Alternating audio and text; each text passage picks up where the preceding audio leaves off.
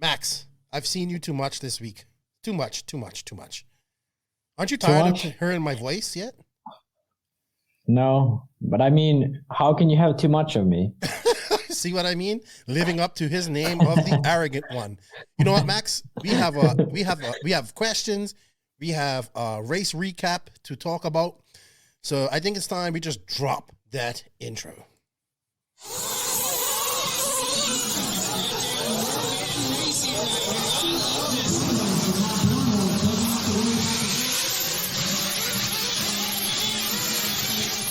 Nitro is the glory. Welcome to the No Name RC podcast with your host tonight, Keenan White, aka Lefty the Great, and if you are unlucky, the Finnish village idiot, JQ. This is the RC podcast with no name, but plenty of content. So sit back, relax, and get ready for some serious bench racing.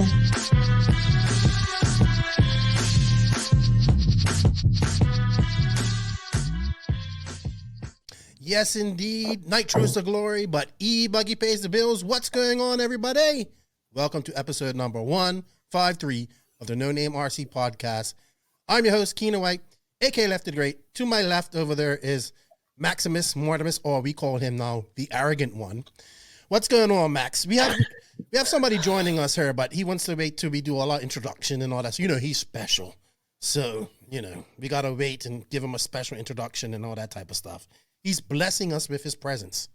So, Max. Wow. I want to go that far. Yeah, but he thinks that. We had a great weekend. We've been busy. We did 3 lives this week. And wow, we were like in tune with RC this week. And but we're here again Monday because you know what? We had a great race. We got to talk about it.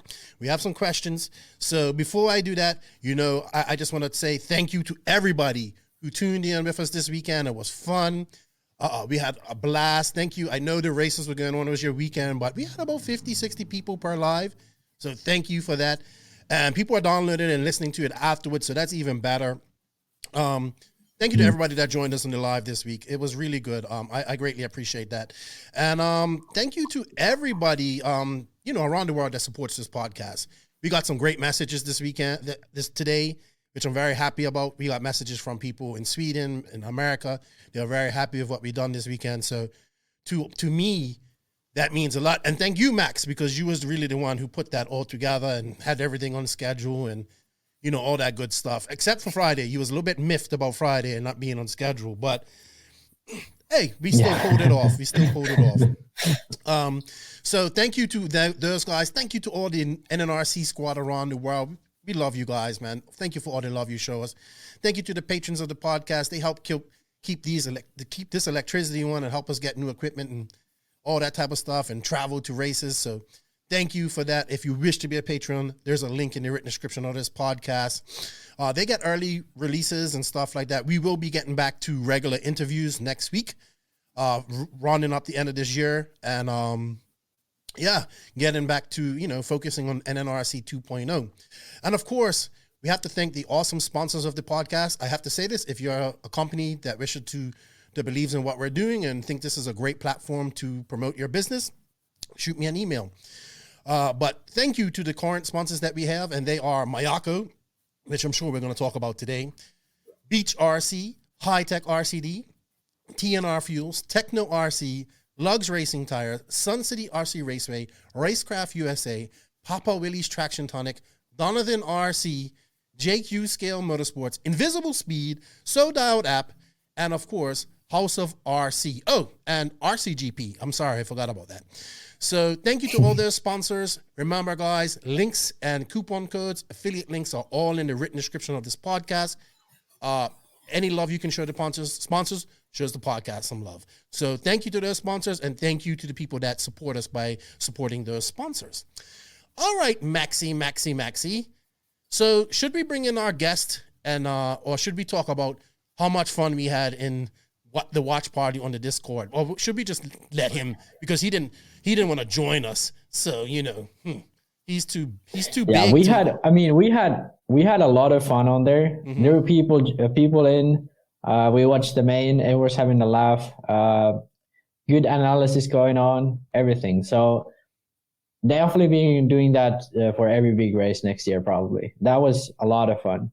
Mm-hmm. That was a lot of fun for sure. Yes, it was. So if you haven't joined our Discord, the link is in the description. And look, the point of the Discord, everybody, is to make conversation. So don't be nervous about going in there and talking. I'm about to ban JQ from there, so we'll be all right. And well, you know how it goes. But yeah, we want people to talk. It's all about building that community of people who really like RC like we do. And people from all over the world, so we can share different experiences, help, knowledge, meet new people. That's what I like about it. Yeah, for sure. And the thing is, like, there's a lot of people who drive RC, but they don't really have people locally who race with them or anything. So, like, this is a great sort of place for people around the world. Just chat about it, how they're they're traveling to a race or whatever, or they just want to talk about RC. Like, you like some old RC videos, then you can post on it somewhere and people talk about it and watch it. And I've been definitely having some great conversation with people that I've never probably even talked to before. And it's really great. It's not like Facebook where it's all like public and you have to make a comment. It's just people chatting about it, and that's what makes it most fun. We're closing in on 250, I think. Yeah, soon. We're at 228. We got a lot of members over the weekend, and the goal is 300 to 500 by the end of the year. I don't think 500 is possible, but yeah, the more people that get into that, and I just want it to be, you know what I want it to be like? The old S-Grid, like people coming in there having fun. Hopefully we got some pro drivers in there that may want to give some advice once in a while. We have JQ. That's close enough. He was a big part of the old S-Grid. So yeah, all that stuff. I don't know, man. I think, you know what? I think we're going to just bring this guy in because he looks like he wants to talk, and I have some bones to pick with him right now. So, yeah, here we go. It was nobody special, people. It's just Joseph. Just Peter. I am special. We know that. We know that you're special. In your brain, you're special. In your world, you are special. What's Other up? people also say I'm special. Yes, and not in a good way. Your mom? Yeah, your mom definitely thinks you're special. But what's up, Josie? How are you? You've been probably busy editing all weekend. You've been super quiet, or maybe you've been quiet for other reasons, which I'm about to ask you about. So, is now the time when he looks straight into the camera? He didn't join us on Friday when we talked about this. Surprisingly, he did not want to join us this weekend. You know what I mean? I was busy. I'm sure you was busy. I'm sure you was. So really, yeah. Getting contracts ready. I've been going to bed at 6 a.m. Wow, it takes that long. I've been going to bed at 6 a.m. to get a Mayako contract up and going. No, those are already done. Ooh. Joseph, I haven't seen you. You've been very aloof since this was made, this announcement. Look me in the eyes, Joseph. So look into the camera. Okay. Look into the camera. So, David Ronnefalk and Adrian Bertine left HP. We both have said many times over, you and I, that those are two guys that you would hire if we could, or if you could, sorry. I see it. I see it in your eyes already. I see it in your eyes already. I see it in your eyes already. So you just know that I have a spare 100,000 euros or whatever. It's just no problem. I don't know how you do it, but you do it. You know what I mean? So, is this your official take now? You literally have tears in your eyes already. Yeah, because I think you really believe this. Because I have hope. You know what I mean? I really do. And I have hope that you have created one of the biggest surprises and done one of the biggest things in RC you could ever think of, and pull off something as great as it would be for the Viking and Adrian Bertine to join Mayako. Okay. So that's your answer. Well, do you expect I'm going to tell you something here? I just putting pieces together, your aloofness. Not, usually if somebody leaves, you'll be all talking to me about it. And where do you think it's going? Oh, I heard this and I heard that. You have said nothing to me in the last 3 days. So, you know what? I still have hope. Hope and prayer. I'm realistic. Okay. I'm realistic. I am. No, but that's fine. Something is up for sure. Even more fun now. You see what I mean, Max? Okay, I can't tell a lie. So we signed Adrian to JQ Racing. So I left JQ Racing, and now he's going to take it over, and he's going to make it great again. So I left to Mayako, and they went to JQ. Yeah, I don't believe that. I don't believe that part. That now sounds unrealistic. You know what I mean? Well, isn't that equally unrealistic as if they join Mayako? No. Okay. No, not at all. He's trying to deflect, I know JQ. He's trying to deflect. He's been deflecting all week. But anyway, Joseph, even if you did sign him, I know you wouldn't say it her anyway. So, but I'm looking at your eyes, dude. That tells me everything I need to know, that I still have hope. That there's still hope. Okay. JQ's eyes give Keenan hope. All right. So, I mean, we did touch on this on Friday, but I just wanted to get your thoughts on this. This is big freaking news, dude. This is like when LeBron left Cleveland and went to Miami. This is like when Drake and TLR parted ways. Yeah, I mean, honestly, Ronnefalk was the guy that we wanted to sign for Mayako. So there was a very short list of drivers. So it was, very short. Let's just leave it at that. And but we were sort of trying to sign him for 2023. And it was a legit plan to do so. So now that he switched already now, it didn't really match what we thought was going on. And also, I knew he had a contract that wasn't over yet. Yeah, he left mid-contract. Yeah. I don't believe you, but anyway. So, no, it really is true. No, I know about our the contract. goal was to legitimately sign Ronnefalk. That was the goal. That was my. You said that to me many times. So yeah, but I still don't believe it was for 2023. Yeah, well, we just got bumped up a year. Yeah. There we go. Both of you are being so aloof. You know that the car doesn't exist. The car doesn't actually exist yet. So to sign a driver, he can't test the car. He's never driven the car. He's just going to sign, switch from a good deal to sign to a brand that doesn't exist yet. He's never driven the car. Okay. I don't believe that. He has never driven the car. I don't believe that. Joseph? Okay. Until he makes his announcement, I am still hopeful. But let's exclude Mayako now. What are there, if I'm David Ronnefalk, what are my options now? Realistically, it's X-Ray or Infinity. Almost. Yeah, except there's one thing, though. If he goes to X-Ray, then Ty is there already, right? Yeah, I know. So they would basically X-Ray have to admit, but they already had issues in the past. Yeah, Tesman and Ronnefalk aren't going to go well together. So it pretty much is Infinity, or then some brands like Horizon, TLR, AE pull a cat out of the bag. But for Ronnefalk's sake, if he would go to TLR, I think that would be a bit of a dumb move at the point. Yeah, but they have the money. And I think that the X-Ray... Sorry. Go ahead. Yeah, X-Ray would be good, except Testman was there. If Ty was leaving, then it would make sense. But since he's there, it doesn't make sense to me. And for Infinity, knowing David as well as I do and Adrian, I don't think they would do that because it's so risky.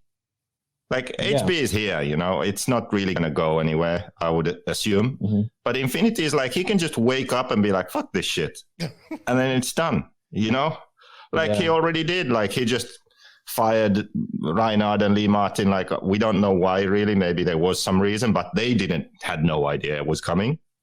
So it just, Infinity is the kind of deal where if it's your income, if that's how you earn a living, then it's a risky way to earn your living. Do you see what I mean? Because it can just, one day you wake up and then it's all gone. So I just don't see them. I don't see them going to Infinity. Infinity is the place where drivers go when they don't have any other options to get that kind of deal. Do you see what I mean? Like most of the guys really who went there were sort of older, the end of their career, well, not Kyle. Or they are in on-road where they can't really get the big money deals anywhere. So it's like, that's the only choice. But in off-road, there are deals like Horizon. They could sign anyone they want, really, if they just decided to. And they don't really have anyone in Europe. Well, they already signed the biggest earning guy in RC, Cavalieri. Yeah, but that's not Europe. They signed Cavalieri in America. They need but Europe. why don't they care about Europe? They had a great presence in Europe before. That's the thing. Like, Horizon could easily sign Ronnefalk and build Europe around that. But from Ronnefalk's perspective, I don't see that as a smart move, really, because I know he wants to win.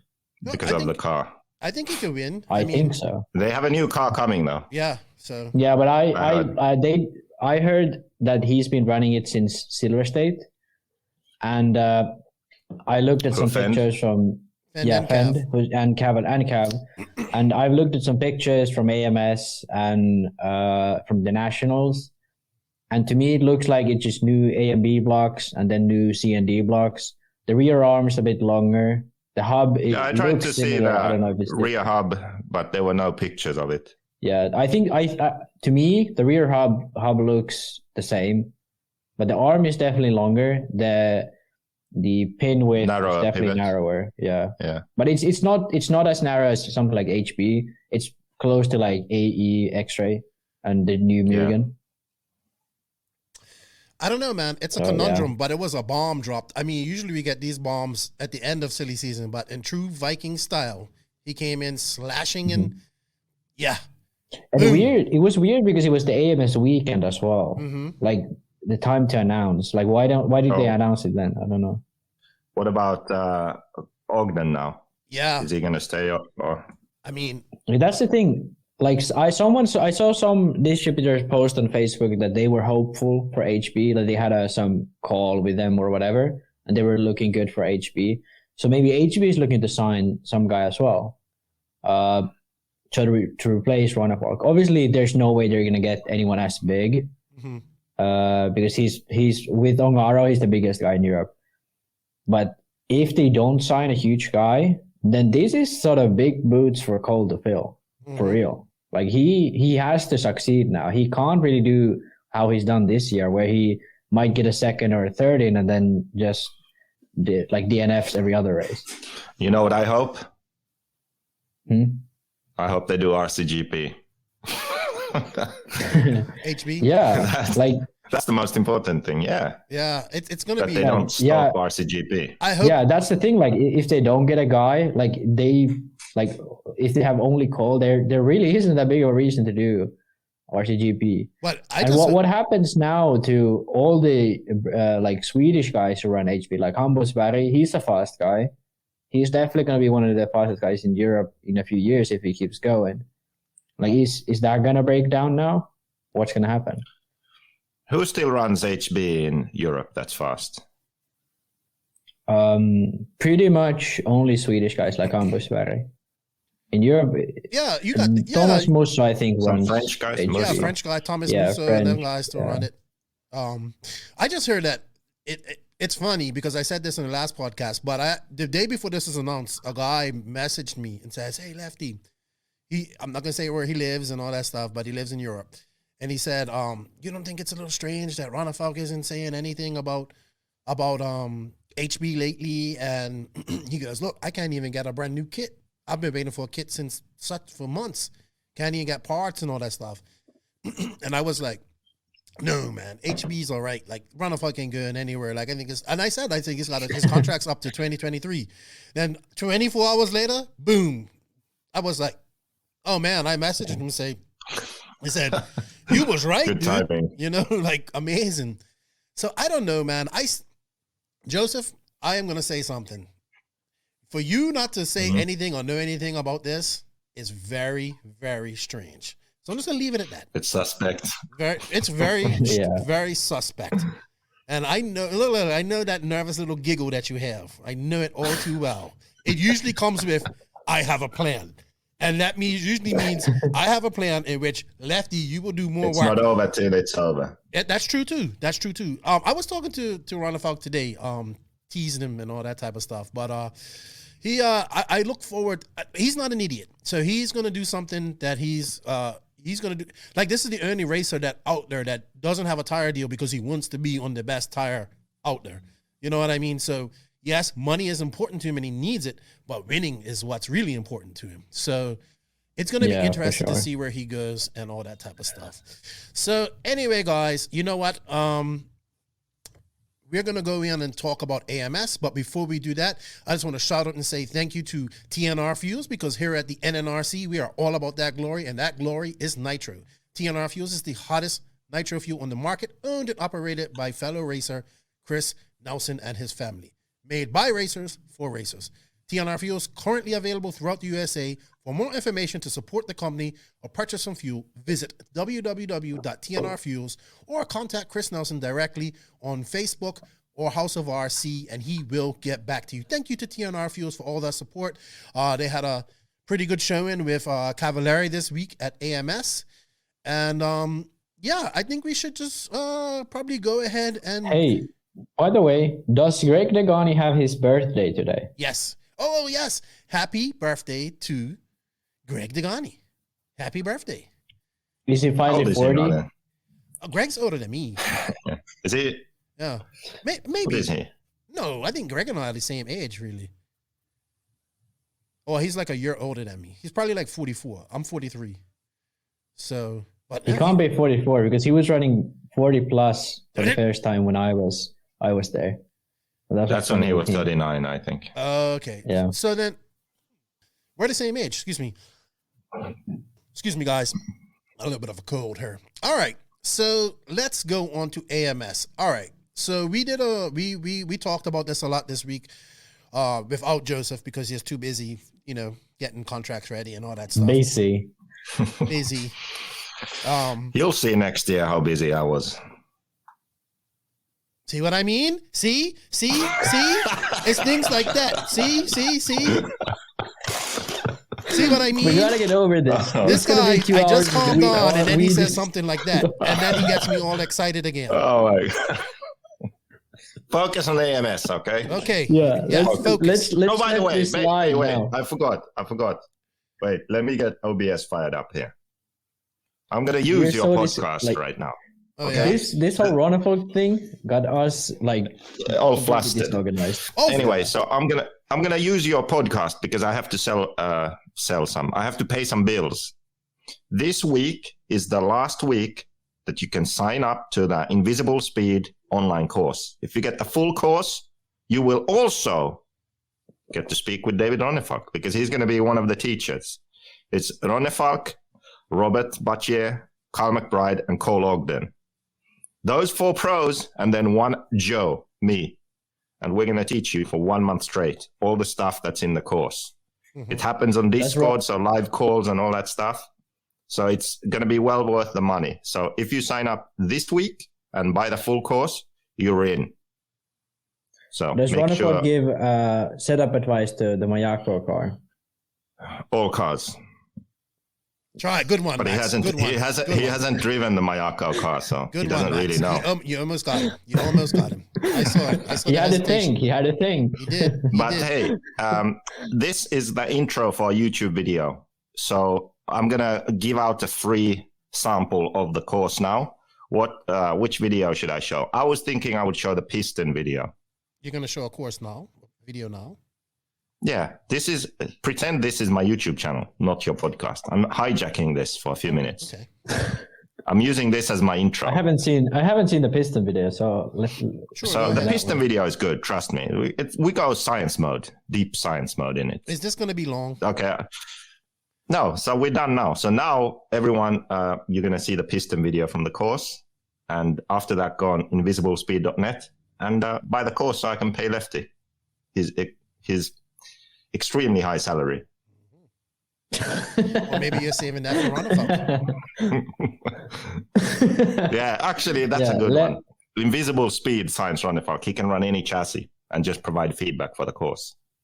You didn't think about that, did you? He did. Before you joined, he said that. No, Think outside of the box, Keenan. Yeah, well, okay, anyway, when something clicked, when somebody said something, I was like, ooh, that's possible. So. It's possible. Okay, now pistons. Okay, that's done. Now we can get back to the podcast. What were we talking about? I'm kind of confused. I thought you was going to play the piston video here on the podcast. No, I literally used your podcast to do my intro, and then I'll edit the video and post it tonight. Okay. You see what I mean? Okay, there we go. I use this as the intro to the piston video, which I then all right, I got that clear. You know what? Okay. Let's hear from Techno RC. Tyler Jones had a really good week this week at AMS, and this picks. Yeah. This AMS. I wrote them down. Yeah, how did our picks do? I think JQ won. Who did you pick for? We'll talk about it after this. Yeah, the AMS recap is brought to you by Techno RC. Techno RC. Techno RC is a premium manufacturer specializing in 8th and 10th scale high-performance off-road RC buggies and trucks. Visit www.technorc.com for a complete catalog of their products. Techno RC. Excellence in engineering. #Techno Takeover.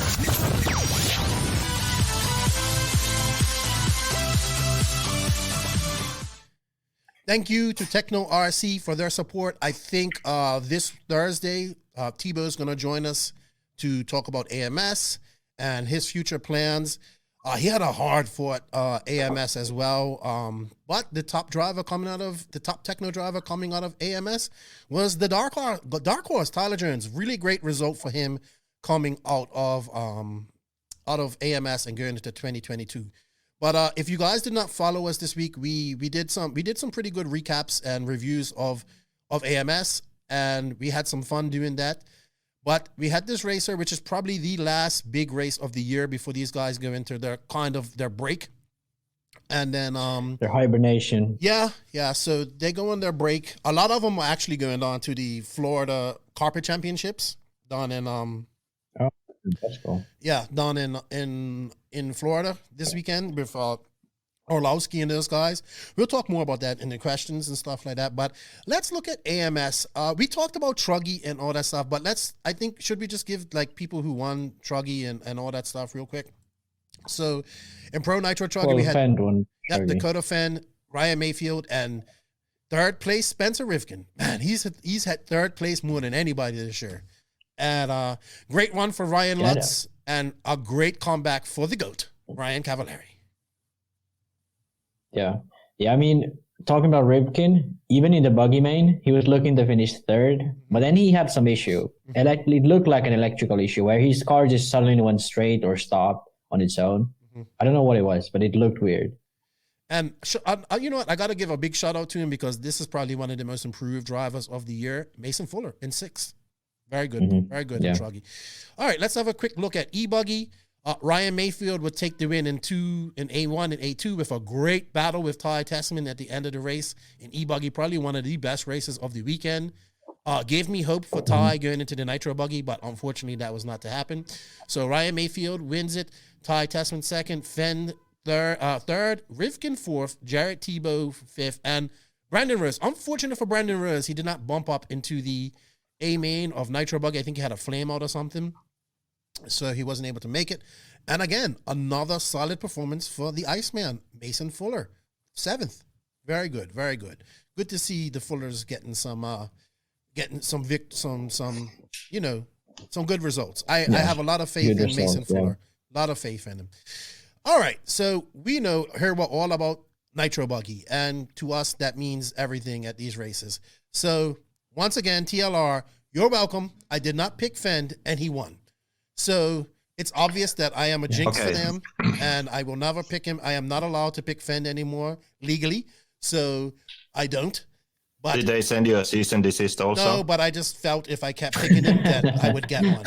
But congratulations to Dakota Phend, because damn, that was a dominating victory. That was the first time in, can't remember, but a long time where Phend just looked like he had it from the start to finish. Like since Thursday they hit the track the first time until Sunday, the last lap where he beat Mayfield by a lap in the main. Like there wasn't a point where it looked like Phend in Nitro Buggy was gonna lose. So but you remember what I said when we did our predictions? I do. You remember? Yeah. I said this was like Phend's track. Phend could win this. Yeah. But of course I didn't pick him because I have to keep the joke running of getting Phended. But so Lefty picked Tessman, Tebow, Mayfield. Max picked Mayfield, Tessman, Phend. And I picked Tessman, Mayfield, Ogden. So I don't know. We all kind of failed. I think I'm the closest, but everyone is wrong. Everyone is so wrong. Yeah. So, but we basically all believed in Tessman, and see, that's the thing about faith, you know. See, I knew you was gonna go there. I have faith that you signed Ronnefalk to Mayako. He took a pick. He took a pick with a kid and gave him his body. That's all that counts. No, I thought after the but what was going on? Ty was dialed in e-buggy, right?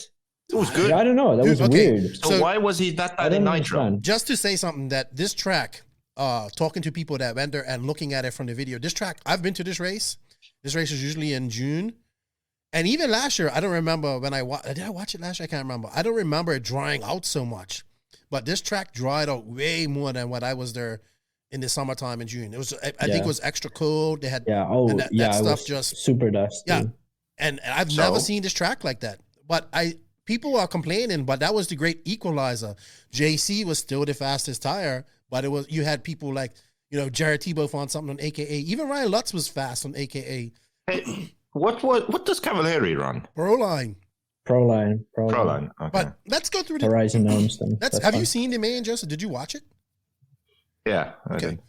You should have watched it with us in. Why didn't you? Yeah, you should have joined the watch party. Yeah, to be honest, like the thing about the track was, I think it was okay, but every time track gets polished like that, it gets so difficult in long mains because like dusty and polished.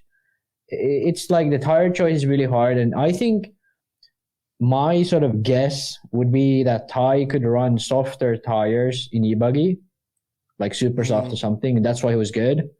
And then in the main, he just they wouldn't last, so he had to pick a harder tire, and it didn't work. That would be my guess. Yeah, I would say also that Mayfield was second, but if he had started with Phend, it would have been a good race. I believe so. A battle for the win. But with him starting 80, when he got into second, he was 15 seconds behind already. Mm. Yeah, he was. How is he? He's not going to catch that, Yeah. Not on that small track. Yeah, when you are that far behind, it's hard to almost find the motivation to try and go faster on a track like that, if you can see that you are just matching the pace. It's very hard mentally to finish that final. So the fact that he then got lapped in the end, that's only because he was that far, in my opinion. Yeah, I think if they had been racing together, I think they would have matched each other, raced each other. It would have been a great race. Well, I think, what happened in that qualifying or Super Pole? That's stupid. I think they called it that because we already have Super Pole, and it doesn't mean that. Yeah. Qualifying race would have been better, but what happened to Mayfield there? Why did he start? He crashed in the middle of the track at some point, and I don't know if he flamed out, but he was there for a long time. Okay. I think he might have even flamed out, but he got super screwed in there. I think I think this race proves. Can you guys hear me? Sorry. Yeah. This race proves kind of the fact that qualifying really mattered her. Like, you know what I mean? On this small track, you want to start up close and whatnot. And I believe, just talking to people, some people like the 3-lap format, and I think a lot of the pro guys didn't. And that's tough cookies because you're a pro and you gotta do that. But their minds are so trained on doing that 5-minute run. You know, when you do something for so many years, that's what you focus on. Then you throw something. You know, they do seeding. Seeding is important too. But it just, I think that threw everybody for a loop. And that's great because this is what racing is supposed to do. You know, it's not always supposed to be the same. So, but at this track, I think that it is. I don't think the qualifying on its own was the issue. I think the qualifying race they call Super Bowl. I think that caught a lot of people off guard. Like, because I could see a lot of people just like driving crazy, trying to make a pass straight away, then hitting the guy, getting stuck. Like, I could see that a lot, even of these pro guys. And I perfectly remember, I think I went through this yesterday on live, but like, I perfectly remember how I was in RCGP because people weren't used to racing 8-scale cars and short mains. Because in 10-scale, you crash, you're done. You don't have 45 minutes to catch up. So I think that's sort of one issue that caused sort of a lot of the sort of drama in terms of starting spots. But I think what JQ said about if they were close, I think that's possible for sure. But if you look at the Truggy main, they were close the whole way through. But Phend was just controlling. He was in control from the start to the end. I think that in Truggy it's easier. So for sure, I still think that in Buggy, when Phend would have to race someone in Buggy, it would be harder for him than just having a good leader. Because even now in the race, he just flew off the track a few times. Randomly, kind of, and he was just driving alone. So if he in that situation has to race someone, it will be harder. You know what I think? Yeah, for sure. You know what I think? Somebody said it in the what? Oh, sorry. Go ahead.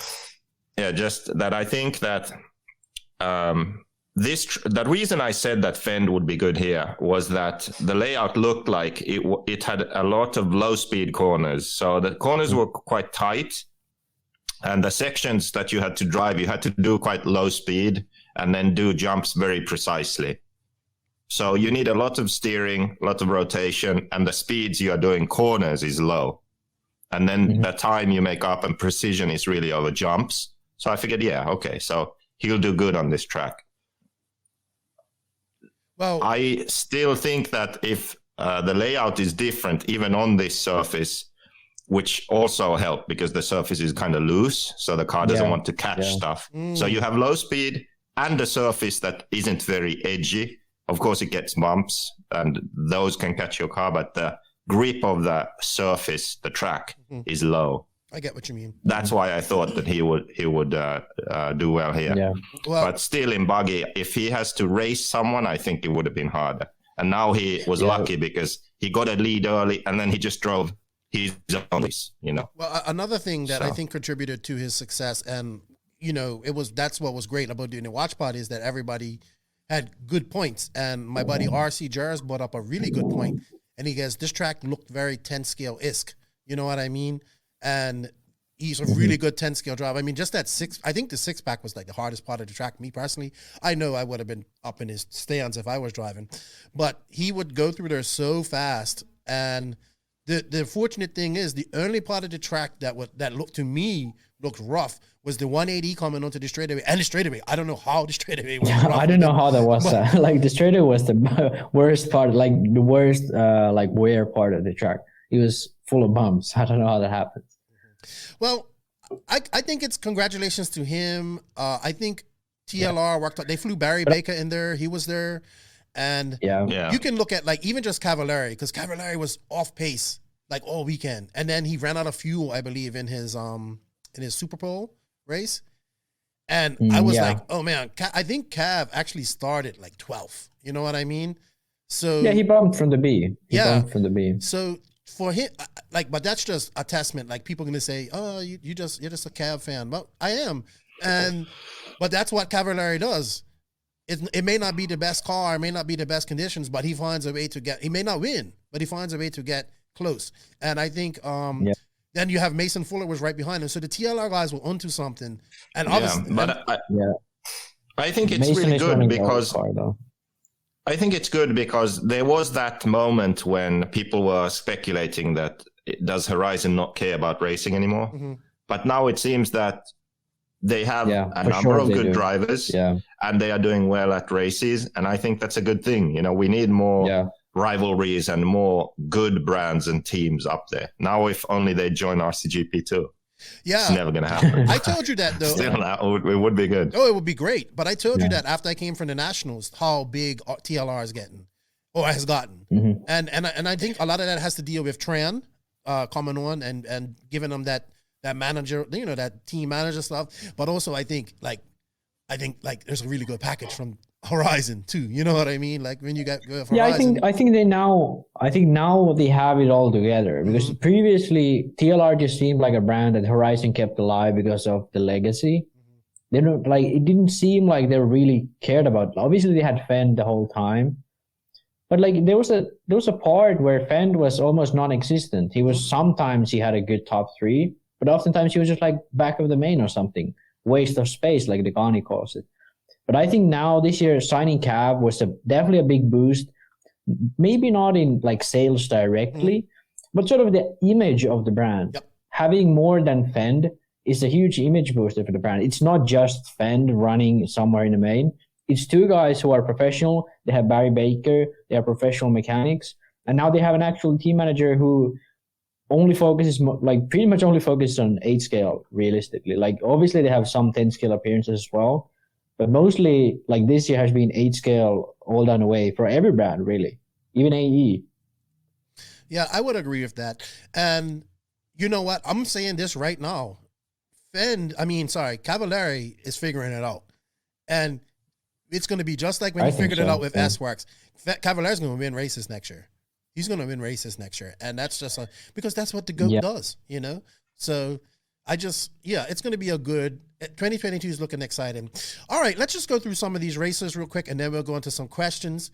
Ryan Mayfield. Should Ryan Mayfield leave her disappointed?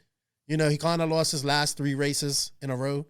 Southern Nationals, not US disappointed. Open.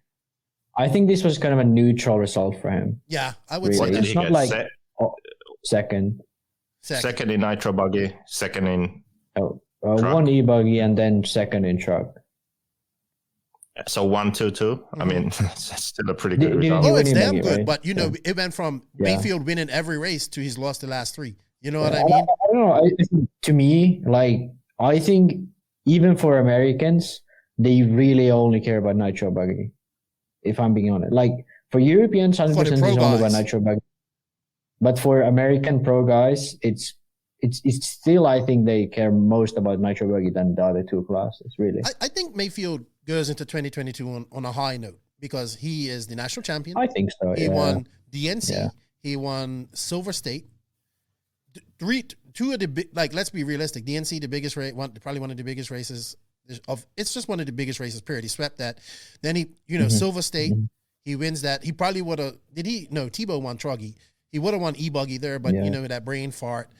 And I think after he won the national championship, he was just like, oh man, I've done everything I need to do for the year. And of course, I think he was the NNRC Cup champion as well. So that was even cherry on top of that. But the thing is, he had almost a perfect year. And I think after nationals, he sort of took a time off, really. It looks like that. I don't know if he did actually, but I think mentally he did. No, he did 10 scale, and that he hasn't been since he started doing 10 scale again. Yeah. I don't know, hard to say, but let's be honest. When DNC comes, he's going to be up there battling with David, for sure. Well, there's no question. It's going to be him and David Ronnefalk battling for DNC win. Well, if the amount of Europeans come to DNC as I think they're going to come, and COVID doesn't prevent that, there's going to be a lot of long lips at DNC, and I think you're going to see a lot of people, long lips. Well, I mean, yes, there will be some European guys that will be making the final either, but the Europeans are like ready. I think they're like caged dogs ready to be released upon the racing scene right now. They've been sitting there watching for 2 years. Everybody, all they're racing in America and probably just saying, I can't wait to get out there, chomping at the bit. I can't wait. All right, Tyler Jones, great result for him.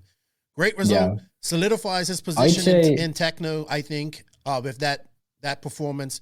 Second best driver for Techno this year, I would have to say. I would say Jared Tebow was probably their best driver. But Tyler Jones, secure, he's going to be a Techno for next year. But next year, I think he needs to get a win. We need to see him. And he can do it. He can win.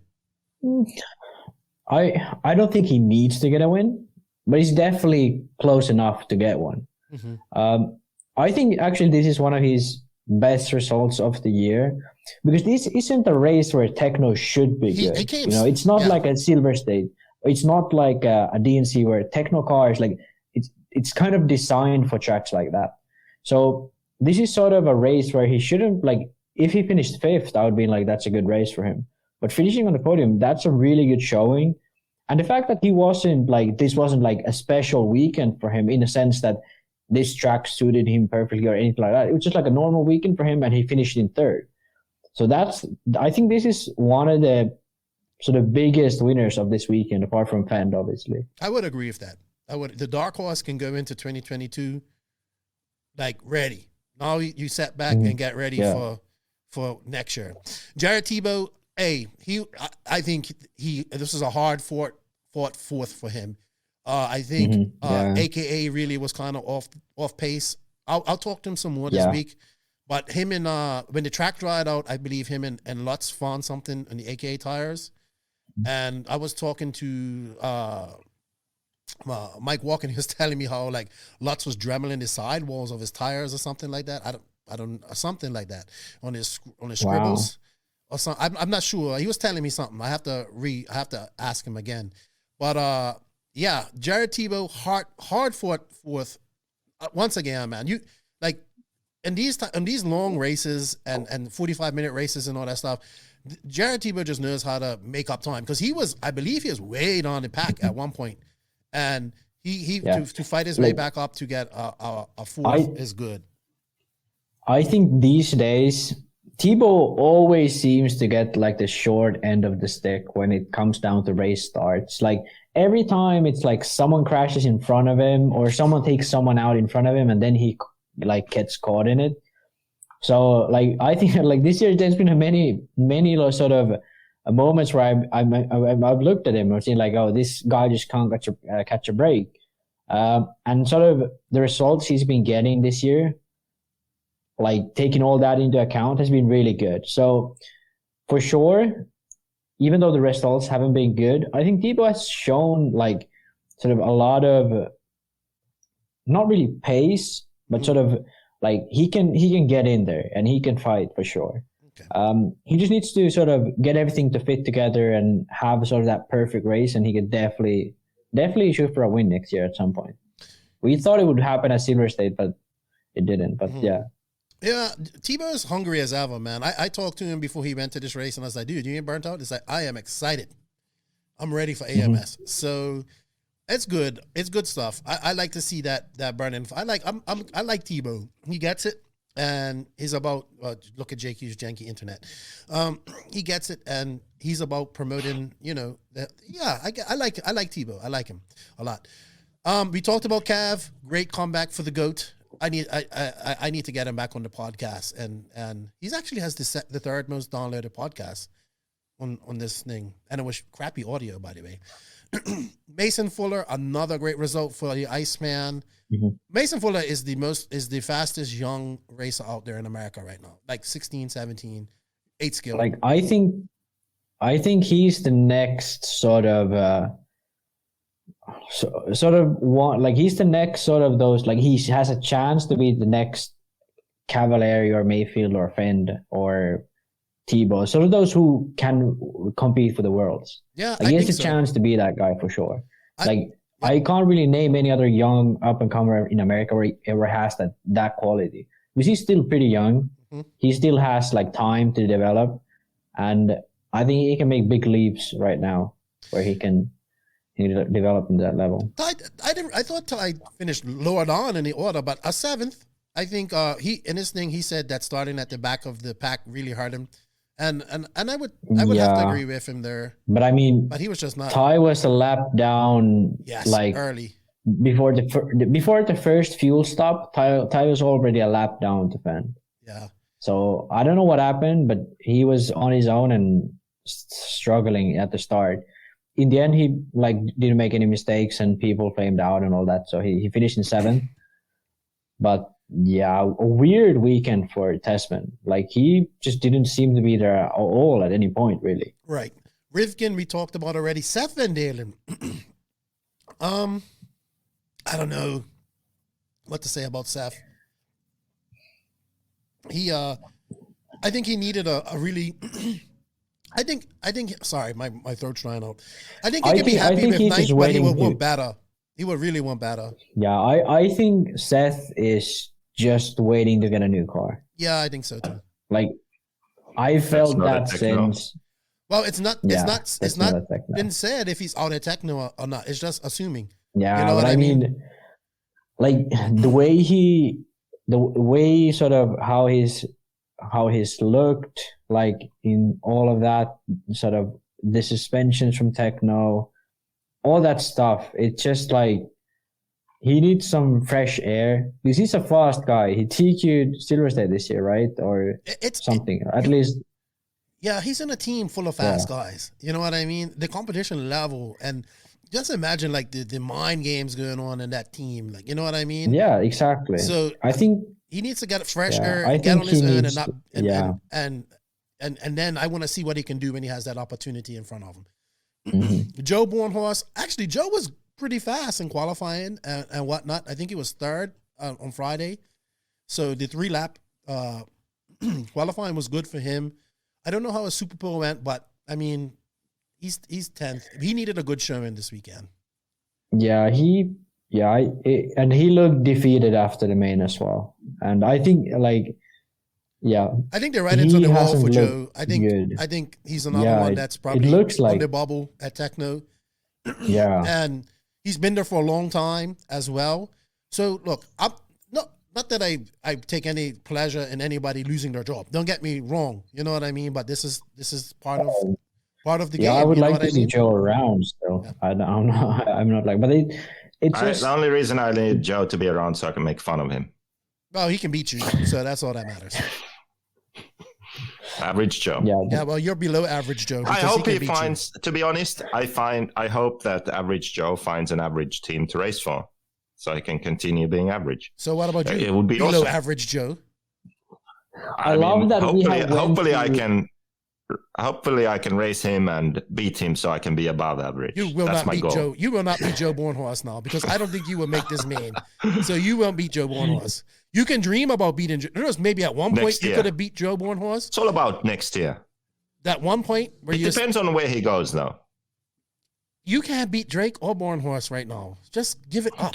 We'll see. We'll see next year. You see next year. Spencer Hecker. Can I give my 2 cents now about the race? Yeah, go ahead. Talk. Yeah. Okay. There were 2 guys that impressed me, really. What's his face? Tyler Jones? Yes. Guy whose voice doesn't seem like it belongs in his body. That guy? I don't know. I didn't really judge his Doesn't he have like a really deep voice? Well, he's a man. I love being quiet all this time, and then you just become straight savage. No, I'm just saying. But Tyler Jones, he really impressed me. You know why? I'm going to tell you why. I'm going to tell you with an example of a driver who, what's the opposite of impress? Not impressed? Unimpressed?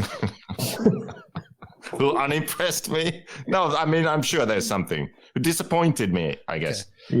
Yeah. So Cole Ogden was fast, and he was also my pick. And he should have done good at this race, but he blew out. So in truck, he was in second, and he could have had a great race. Lutz took him out. Did you see him jump that jump? The back of that jump? Oh, yeah, that too. But that's because he blew out. Mm-hmm. So, yes, he should. Yes, it sucked. He was in second, and then he was in 7th or whatever. But Lutz kept on racing and did okay, right? So could have Ogden, but he blew out. Well, Lutz and in buggy, but Lutz was pretty high up already. Let's see. Lutz at some point, like he drove back up. Like Ogden could have still had a good race. The highest position that Lutz got to was 7th.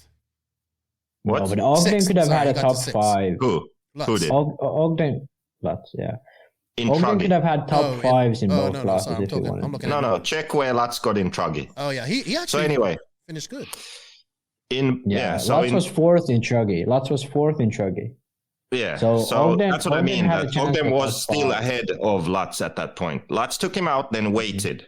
Okay, and then they continued. So if Lutz finishes fourth in that race, that means that Ogden could also have got a good result, but he blew out. Yeah. And then in Buggy, a similar thing sort of happened. So the thing, why this relates to a guy whose voice doesn't belong in his body, Tyler Jones, is that he had that moment in the race. He was up there, and then I think he crashed on his own, though. No one took him out, but he still kind of blew it. And then he was back in the pack battling, and then he got back up there. That's pretty impressive. Yeah. In a race like that, to be at the front, to drop back, battle with the guys, catch up to the front group and get back in the race for the podium, that's impressive. To mentally keep it together, to have the skill and talent and focus to do that, that is very impressive. Yeah. So that's what impressed me. He was in 2nd, and then on lap 7th, he got dropped down to 6th. And he battled his way back up to 3rd, and he stayed in 3rd. At that point, to get back up there, that demands a lot from a driver, because you have to be faster than the other guys, right? You can't match them. Yeah. You have to be faster and make less mistakes. And he was able to do that. Tell you the guy's and the fast. second guy who impressed me, who I'll be honest, I wrote off already, was Ryan Lutz. Because he actually showed that he still has the speed. And in that, in the Truggy Super Pole, I think. Yeah, Super Pole. Broken what front. What the hell? Like, it was broken, right? I wasn't imagining things. It looked 5 minutes in. Fucking front shocks were blown off the car. Yeah. 5 minutes in, he hit someone in the 6-pack who was crashed. And his front end was like bouncing around. Right. And there was he was 5 minutes to go. And the people behind were just crashing. He still finished 2nd, right? Lap time. Or something. Third. What the fuck? Yeah, so, the broken front end, it was crazy, By the way, Tyler Jones, JQ's comments, comparison of your voice is no reflection on the NNRC. I think you're awesome, by the way. So everybody send the flat to Joseph. And not me. What do you mean? I didn't say anything bad about him. Yeah, but you always got to say you can't say anything. You and Dagani are so alike. You can never say anything nice about anybody. You always got to put it in neutral. I think that's a bit I don't give a shit. Now people are going to look him up in interviews and care about him. That's what this podcast is for. Yeah, see what I mean? We can't have JQ on. He just ruins every good thing. You know what I mean? All right. But he's right, though. People are more interested now that they'll listen to his voice now, for sure. I just want people to know that I did not do that. I swear, okay. Here's the thing. Next podcast, we need answers to this question. Go and listen to a podcast or something, just the voice of Tyler Jones, and imagine what he looks like. Then go watch a YouTube video and tell me that they match or don't match. Okay, let's have a poll on Discord. You know what? He can drive an RC car faster than you, and he can ride motorbikes better than you. You know what? That's irrelevant. Yeah, it is. You're just below average Joe, man. Below average Joe. You know, that's all it comes down to. I can't wait. We're gonna have such good races next year. Oh, are you planning on Ronnefalk helping you get better? Is that what you're doing? Yeah. Are you thinking that if I pace Ronnefalk on JQ Racing? If I pace Ronnefalk Invisible in practice, Speed. Which one is it now actually? Invisible Speed or JQ Racing? Invisible Speed. In between that BS is some truth. So anyway, look into my eyes. I just want to punch you in your eye right now. That's what I want to do. All right. I like the race a lot. All right, let's just talk about the one thing we was watching. I wanted to. Did you see this, Joseph? In the, it looked like Phend's car was broken or something at some point. We was wondering. Yeah. On the watch party, it looked like the left rear. I think it was the left rear tire. Looked like the camberling was pushed in, but then let's say 5 minutes before the end. Somehow he got back up then, and then it looked normal again. And then when he finished, it looked completely normal. So I don't know if it was just something that we all missed, but everyone on the watch along saw it. And I saw it, and it seemed like it got worse at some point, but then suddenly it was back straight up again. And it really looked like, because his rear camber, when he was, you mean? Yeah, the left rear, it looked like the tire was like this. Like the other one was like straight up, the other one was like this. And right as it got really bad, he got super squirmy for a couple of laps, then hit the pipe crazy hard, and after that, the tire looked like it was straight again. He fixed himself. And maybe they have those adjustable camber. So you make the upper links a bit loose, so when you smash into something, the tie rod moves in and out. Yeah. Well, probably what happened is that the tie rod did go in, and then he had another hit and it came back out. But at one point, we thought he was... Maybe. Like, that's what it looked like. You see, when he finished, it looked fine. But on the track, you could see that the other tire was like fucking this. And like he was sliding around, and it looked awful for a second. And then he hit that pipe crazy hard, and it was fixed. So I don't know what happened, if it was just like looking weird or whatever, but crazy. Well, congratulations to Dakota Phend. Well done to Ryan Mayfield, Tyler Jones, and everybody that participated in this race. It was exciting to me. Now let's just real quick touch on the format. Coming out of it, some people like it, some people don't.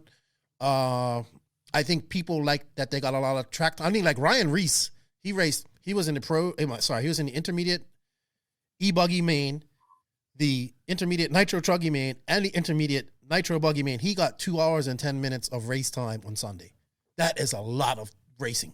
I'm sorry. Mm-hmm. And I think that was the goal of this race. I know some people, I know Lance does the 3-lap seeding in the RC Florida Championships, and people like it. And why they like it is because they don't feel pressure. For me, it was a little hard to follow, because my brain was traditionally with 5-minute qualifying. I like the Super Bowl races. They were exciting, super exciting.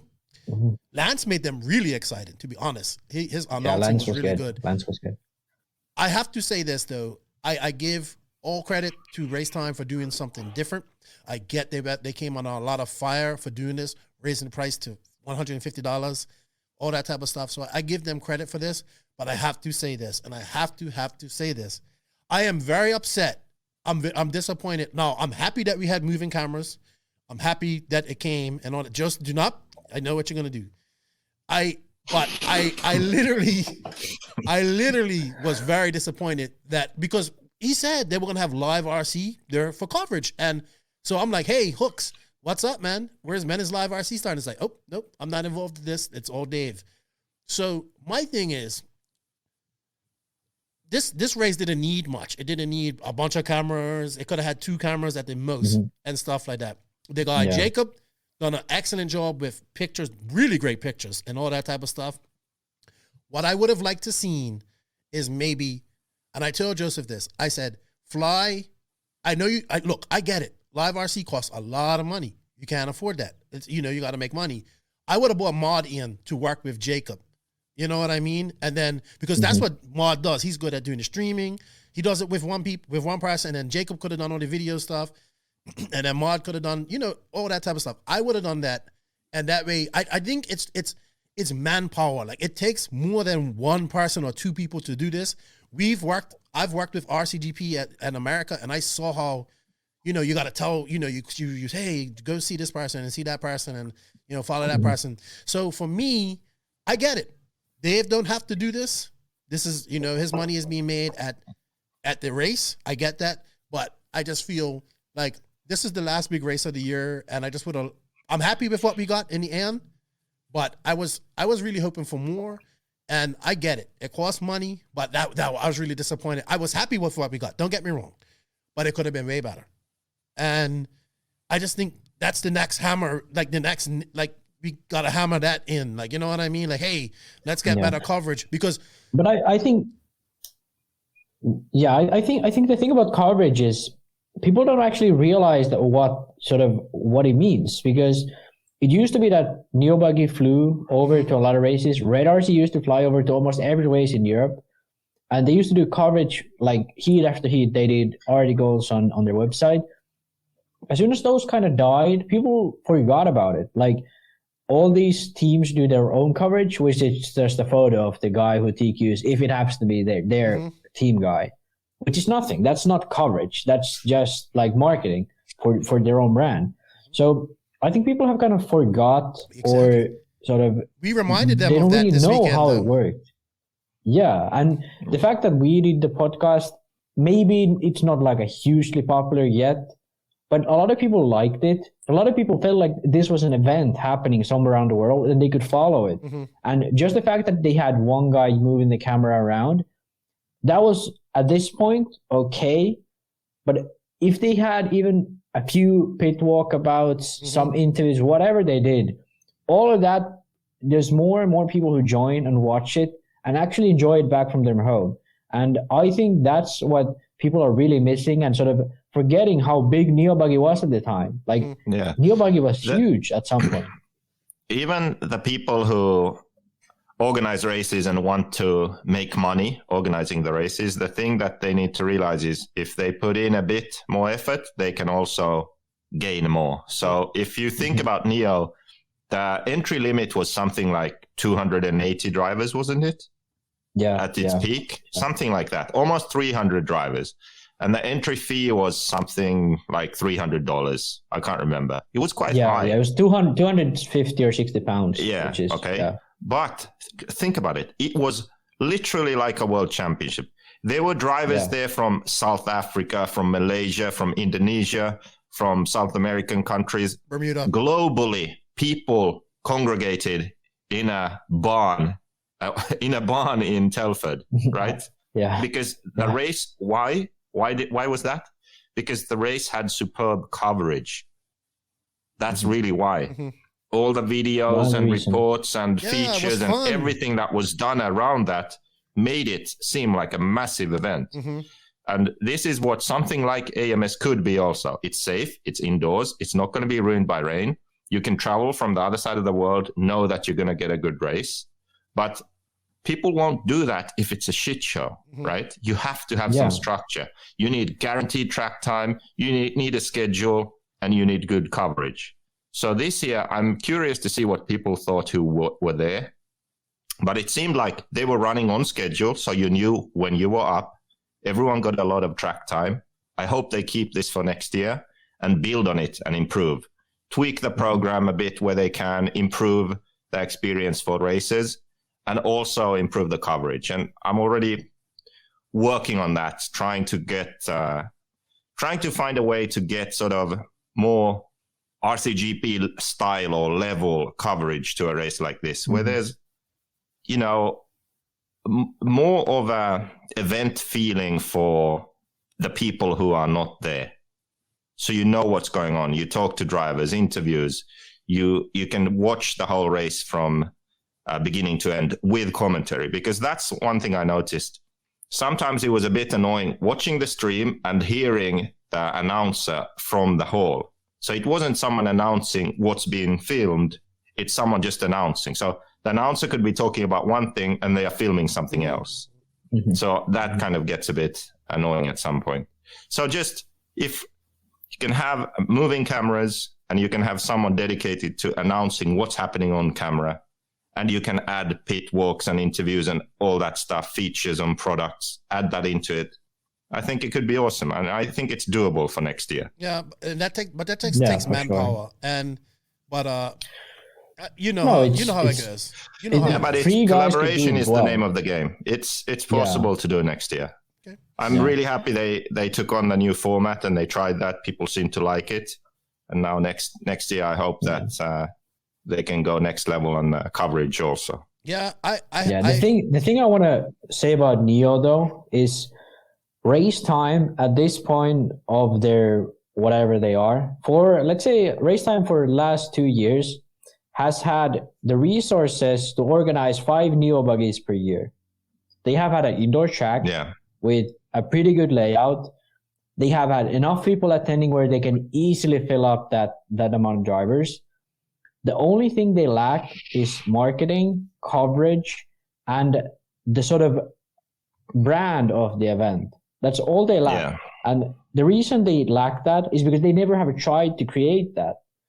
PNB has a brand, but it's not like Neo Buggy where people want to go there. It's people like, if you're local, you show up there and have fun with your friends for 24 hours a day. But they haven't tried to make it sort of that it's an event where everyone around the world can and wants to join. They have the resources to do it. They have every reason to do it, but they just haven't done it. Yeah. And they have 5 races. So why not at least make one of the events like that? So if you want to have one event that's just insane and we race all night, 24-hour practice, that's PMB. Okay, do that. That's fine. Mm-hmm. Then why not have one event, which is the modern day Neo Buggy, where you get all international races in and you make it, more structured, like this AMS could be, because that could be something that American racers also want to experience. Not all of them will travel somewhere to the worlds, right? Mm-hmm. Well, why not have a race that's equivalent to the indoor worlds in America and have all the international drivers show up? I'm sure they would enjoy that too, if all the best racers were there. Don't you think? I agree, man. But and that's completely possible to do at some race like AMS. It's in November. It's indoors. I think if that race is promoted right, it can be a massive race. Mm-hmm. Yeah. I mean, and I know Dave wants the Europeans there. He's told me that. I want to get the Europeans. But the thing is, he wants them there, but he doesn't want to do the work to get them there. Exactly. It's just like, how can I pay for some of their travel or something? That's not the same thing. You can get them there by putting that money into the event. Yeah, exactly. But people don't want to go to an event where you haven't never seen anyone drive on it. Like, everyone loves Neo Buggy everywhere around the world because they have seen the final from 2007 or 2006, whatever it was. The final with 1.6 million views or something crazy on YouTube. They have seen it. They have seen every year the final from Neo Buggy. They have seen those Neo Buggy pit walks about the sauce police. Everyone knows about that stuff. So people saw that and they wanted to be a part of it. But if we never went to PMB, what would we know about it? They have monsters there and some goth chicks with walking around people and taking pictures. That's all we really see online, really. Yeah. Even just simple stuff like you show up and it's like you have to go to Walmart and buy a table and chair and extension cord. And there's like no thought gone into you arriving there and enjoying an event. They have like tables you get to Neo Buggy, you have pit space, electricity, like everything's done, for you. Well, and you have the schedule before the race, and you have all the information clearly laid out before you even leave. These are the details. They can be done. Someone just has to do them, and it can become a race where everyone wants to go every year. I saw DNC is that way, kind of, just because of luck. It's like history and luck. Right. It's prestige because it's a prestigious race. You know what I mean? It is. Yeah. So I just wanted to say something real quick before we because we said supposed to do this for an hour, but we spent an hour talking about this.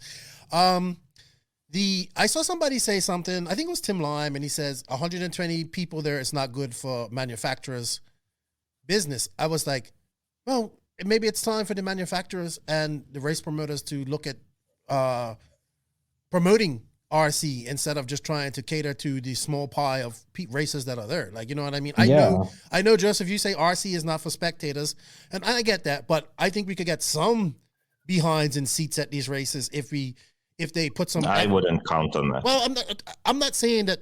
That's just something we can do. You know what I mean? If you put some, just not the way we race today. No, but you just got them in there for one final. You got them in there and say, "Hey, we're gonna have this pro Nitro Buggy final on this day. Come here." And RaceTime has it where they can do that. But my point is, can I just finish? Can I just finish 1 second? Yeah. So that goes into, it's not just about the people there. It's also about promoting to the people online if you stream it. Exactly. So if you have proper coverage, right? Your business, your company is seen like. If if that race was promoted right and had proper coverage and all that type of stuff, then the manufacturers can their ads, their banners, all that will be seen around the world instead of just by a few people who don't want to tune. Hardcores like us tune in because we love it, but people when 3,500 people tuned in to watch RCGP, the last round of RCGP, it's because it was done properly. Simple as that. Yeah. Yeah, but manufacturers would also pay more for advertising events like that. He could get more sponsorship income for AMS if he did that. He has the video guy right there. Like, you know what I mean? Jacob can make all this stuff. Yeah. So, I think like the whole thing is like locally, you maybe get 100 spectators on an amazing day for RC. You get 100 spectators on the spot. Online, you could easily get 10,000 people watching an RC race online. If you did the work, you did the continuity for a few years, I don't think it's impossible to get 10,000 people watching RC event.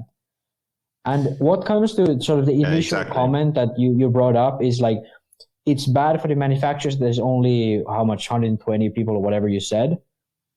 Like, I think that's the complete opposite, because if you have 800 entries and you get to run on the track 4 times during the event, 3 qualifiers and a 7-minute main, what you're doing then is you are milking your cow to death.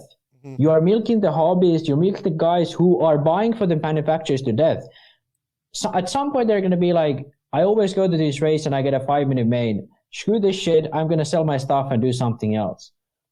When you give people what they actually want, which is go to this race, have fun, race with their friends, race with people on the same level as them, enjoy the sport they're in, these people are going to stay. And then you do the promoting online or over live streams or whatever. You do the promoting elsewhere where you get new people to join. Obviously, for like manufacturers, it's good to have people running truggies and for short course trucks and e-truggies and all that. They sell more cars, yeah. But you are not growing RC. You're keeping the same amount of people. You're just getting more money from them. Yeah, it's no fault into growing RC at all. That's the issue. I agree that when we talk about spectators, we shouldn't think about spectators at the events. We should think about the spectators online, because like Max said, that's the ones we can reach.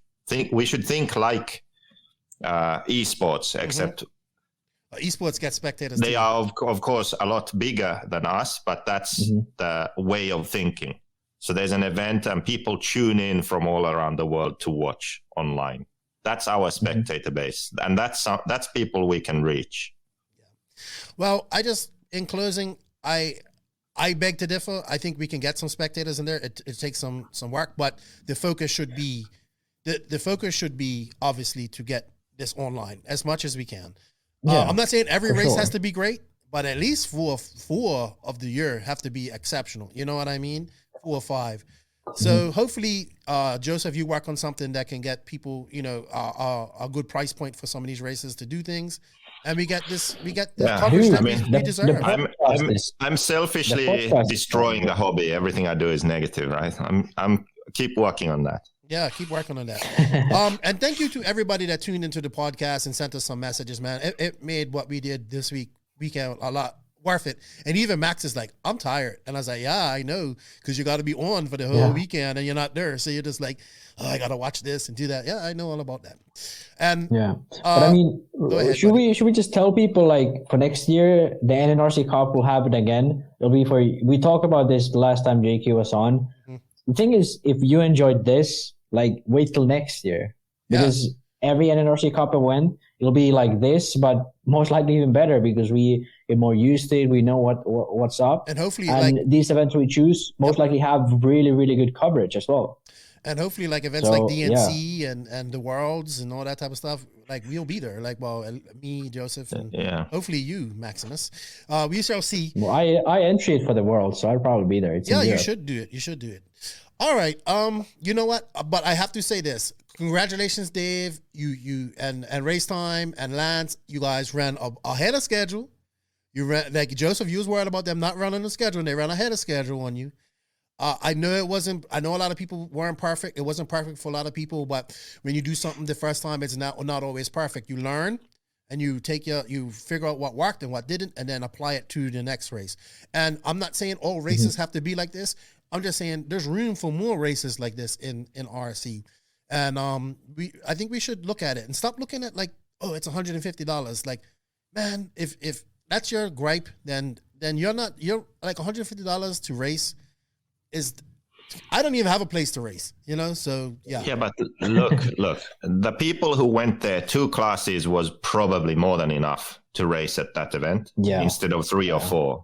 So you end up spending the same amount of money or saving money, because you're paying for less entries, right? Maybe the entry fee is still the same, but you spend less on tires for all your different cars and all the parts for all the different cars you run. You know, if you decide to just run 8-scale nitro and electric, for example, or nitro truggy and nitro buggy, you know. So you get the same level of enjoyment. It's just in a different way. You don't have to spread it out over all the cars you own. Cool. Yeah, exactly. That's the thing. I congratulate them. And to everybody that attended, thank you for being open-minded and heading out to this race. I just hope things get better from there on. And congratulations. It was a great last. I know there's other races coming up like Fall Brawl and stuff, but this is like the last race where we will see most of these guys get together until SIC in January. And then, of course, DNC in February. So, yeah, I enjoyed it. All right, guys. As you guys know, this podcast is brought to you by Hi-Tech RCD. They are a leader in RC systems delivering the highest performance and reliability, supported by dedicated customer service personnel. The HSB 938 1TH servos have efficient brushless motors, titanium gears, low consumption, constant output, and a metal case. They also regenerate power back into your battery on braking, just like e-cars do. Electric cars. The RDX2 Pro charger, which I have and love it, can charge 2 packs at a time. You can monitor all of that on your phone with their Bluetooth dongle, so you can control all of that. And it's just probably one of the best chargers that I've used. It's got a USB port for engine heating and charging up your phone and whatnot, so check it out. Trust in Hi-Tech, your servo and charger headquarters. You can visit them at hightechrcd.com, where to buy to find your nearest retailer. All right, so we do have some questions. I know we said this was only going to be an hour, and we're already at an hour and 22 minutes. So let's go through some of these questions and answer. We do have a few, but, this is the only time we're going to be taking questions this week. So with that said, let's go on to the Beach RC Bench Racing Q&A. BeachRC.com, the racer's one-stop online hobby shop. Choose from all the popular brands and variety in stock with super fast shipping and great customer service. BeachRC.com still has the local hobby shop feel with all the benefits of the internet. BeachRC.com is the exclusive distributor for Ultimate Racing, JQ Racing, Pro Circuit Racing Tires, Nitro Lux Fuels, and Assault RC Performance products. So fill up your cart and check out at BeachRC.com today. Thank you to Beach RC for their continued support. Shout out to Brent and Lucas. They were at AMS. I can't wait to see Lucas's video. He's been getting really good with his vlogs. And check them out. We have an affiliate link for them that helps us out. If you can, we greatly appreciate it. And you support a great company. All right, Max. So do we want to get into some of your questions that you have? Or yeah, I'll dig them up. Or do you want me to start with some? Let's start with Kevin's questions, because I forgot about this. He sent this like a month back, so okay, we got to answer some of that. So the first one is, why are we seeing more and more pros move away from 10 scale? And there really is a lot more high level in Nitro than there is in 10 scale. So why does that happen? What do you guys think? I think because mod's dying in America.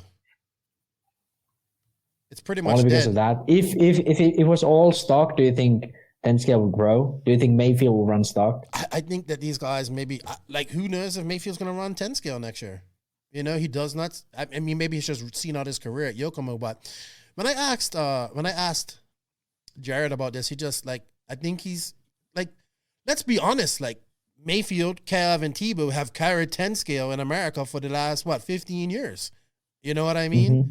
So they're getting up to, they all have children now. They all are probably at a stage in their career where they can say where they want to race and stuff like that. And obviously, it looks like they prefer Nitro and 8 scale races.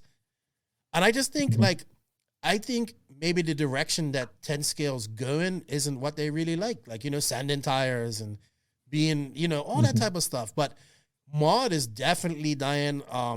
I think mod should just become pro.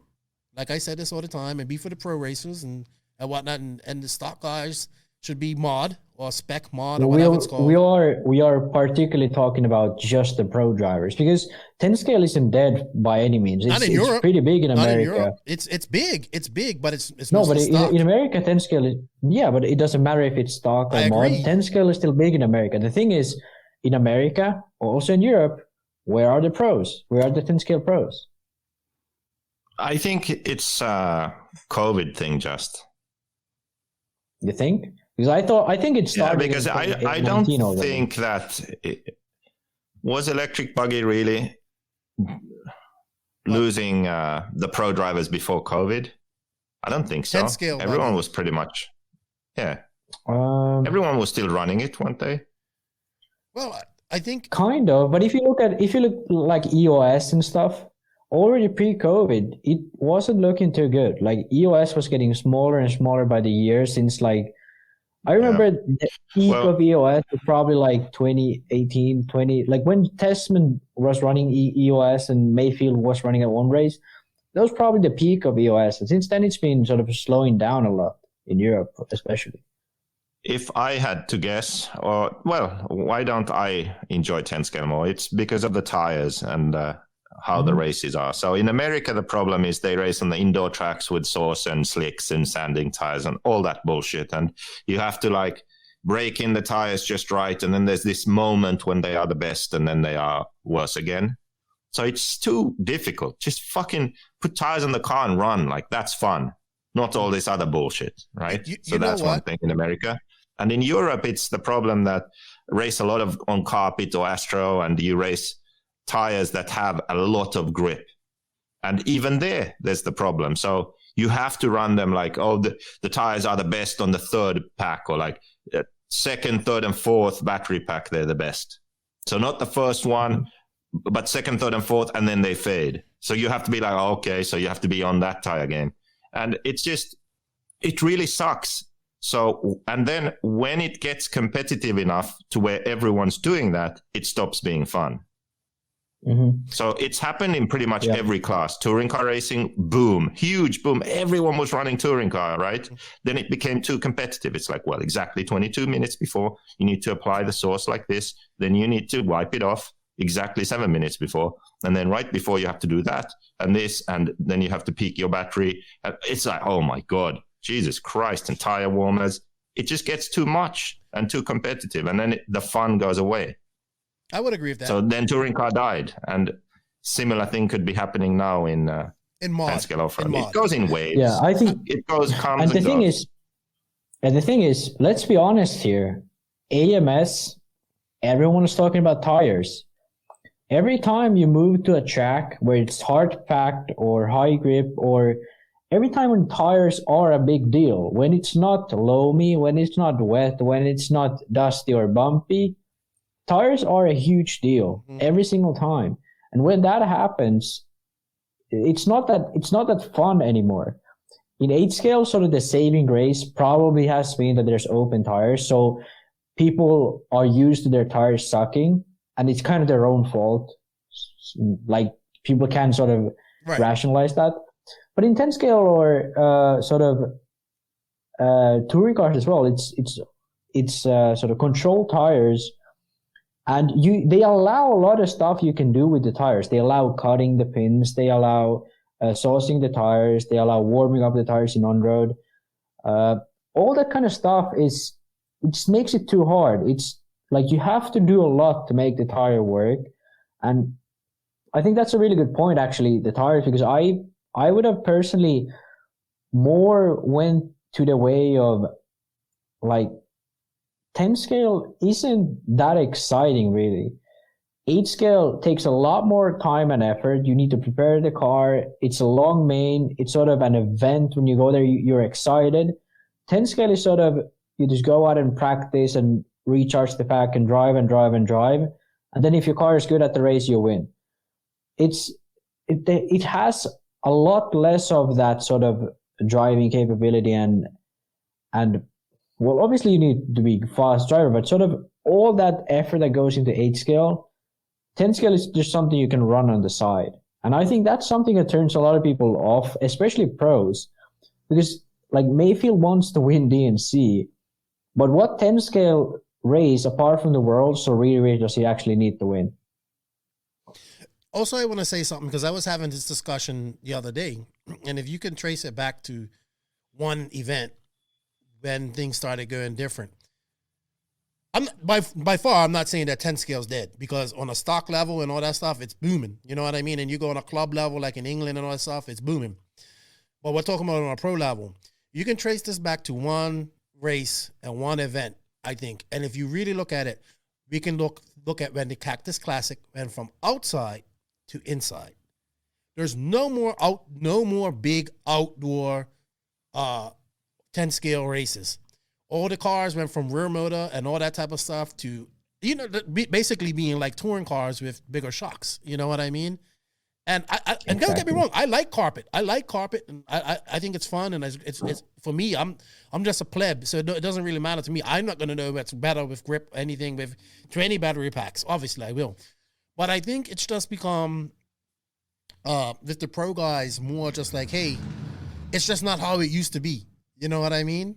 Mm-hmm. And I think with 8 scale, it still has that. It's how it used to be. Just, you go to this 10 scale race, it's in a building, you're there all day, I guess, yeah, it's nice to be in a controlled environment with air conditioning, all that stuff, but you're smelling the sauce, you're doing all that stuff.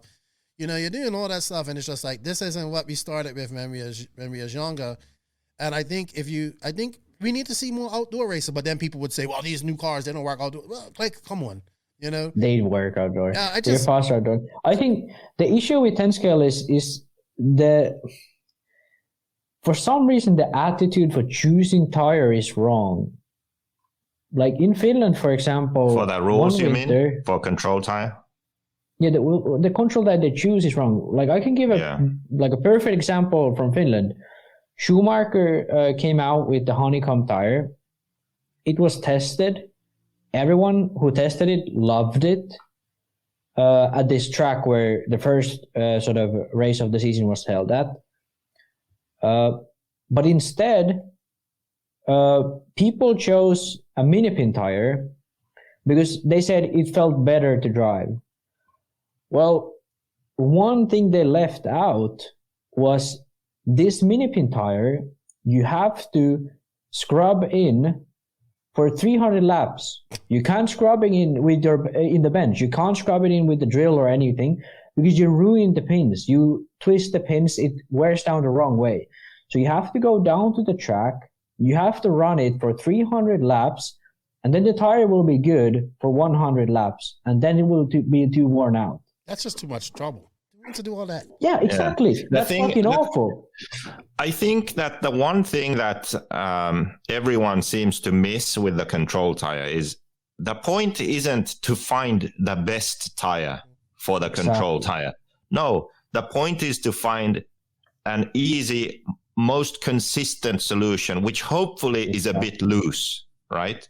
Because when you have that situation, then everyone's on the same playing field. You don't have to have the perfectly worn out tire or brand new tires. It's just like, this is a pretty good average tire that's pretty much always the same. That's what you need. Mm-hmm. It lasts well, and it's fine. And then everyone can focus on car setup instead of the tire. Yeah. Now, sort of a good example of a control tire is the 8-scale tire we run in Finland. So 8-scale nationals in Finland run control tires. I was there when we were testing tires. I tested this one tires, which was the HB Megabytes, which is a small pin tire. To me, I was fastest with that. I liked it the most. But I know the tire was hard to drive, and you need to set up the car in a certain way. And when we had this other tire, which is the HB Gridlocks, which allows the car to move around a bit, it's much more forgiving. You don't need to have, they work. When you put them on the car, they work.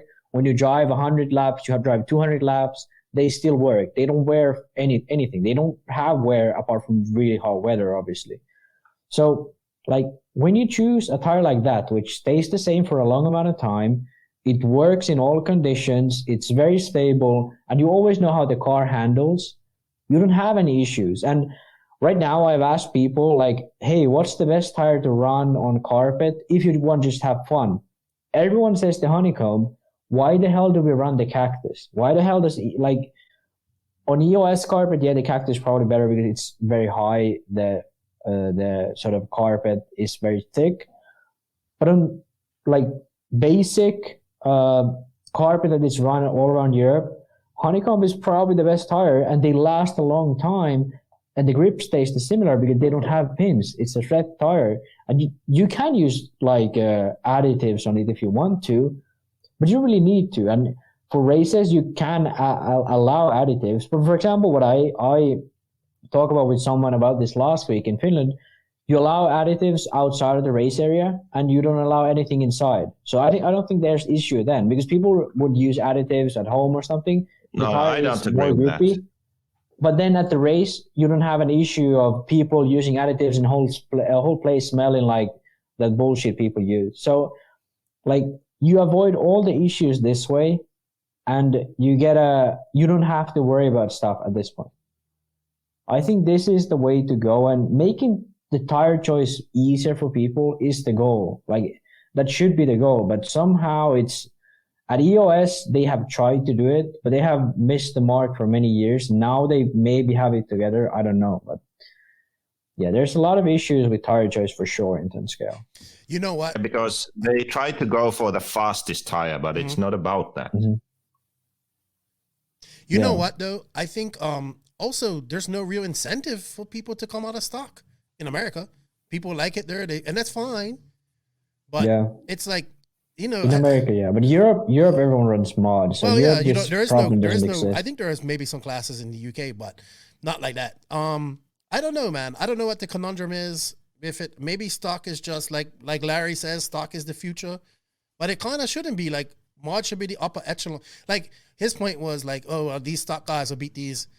If these pro drivers drove on, no, if these pro drivers went on to stock, they beat fast stock guys too, because they're good. Like, you know what I mean?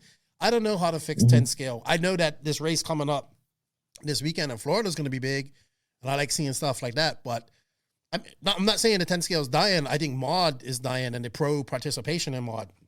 I mean, it's like, if you really want to be a good driver, like if you want to make money and be popular, it's really, you need to do both. But if you're going to pick one, I would pick 8 scale, you know? So I don't know, man. But okay, I think that leads to the second one that Kevin had, which is, would RCGP be like sensible to do for 10 scale?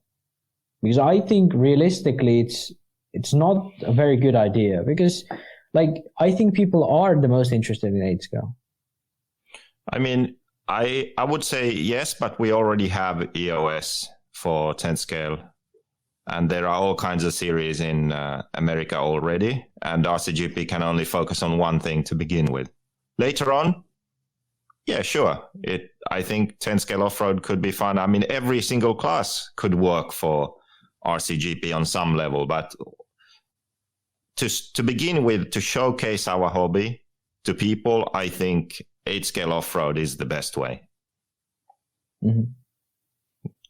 That's my opinion. I don't know. I also think, no offense to the 10 scale class, I enjoy watching it at times, but I'm sorry, like I just don't think, like even e-buggy, I like it, but it doesn't get me my blood going like nitro buggy and truggy, you know, pit spots. It's weird. I don't know if it's just the bias that I like driving a nitro buggy, but for sure, like 10 scale worlds versus 8 scale worlds, like, it's, to me, like, there's not much excitement for 10 scale worlds. It's weird. I don't know if it's a weird, maybe I'm biased on this.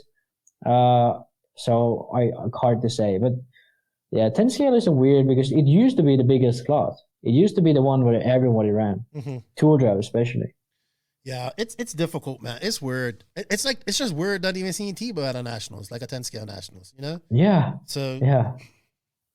All right. What, you got one more question there, or do we have to go into one more question from Augie is, this is mostly for GQ because I'm not 100% sure about this. So what happens if I run thinner hex in front versus the rear and vice versa? So sort of widening the car from the hex in the front versus the rear. I have a few good videos on this because it's not quite as simple as that. It depends on the car itself. But on your normal sort of C-Hub car, HB, JQ, Kyosho, if you go to a wider hex on the front, it makes the steering more aggressive. You have more initial steering. It kind of feels like you just have more steering, but it's the initial into the corner that's more. And then if you go narrower, you have less initial steering, and it also sort of catches bumps less. So basically, on those cars with the C-Hub steering, you go narrow for less steering, wide for more steering. That's how I would say it. And then on the pillow ball cars, it's a bit different. So Max ran associated now, so maybe he can confirm. But on the pillow ball cars, it's different because when you put wider hex on,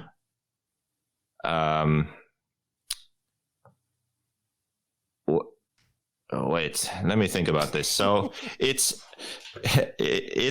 not entirely the opposite.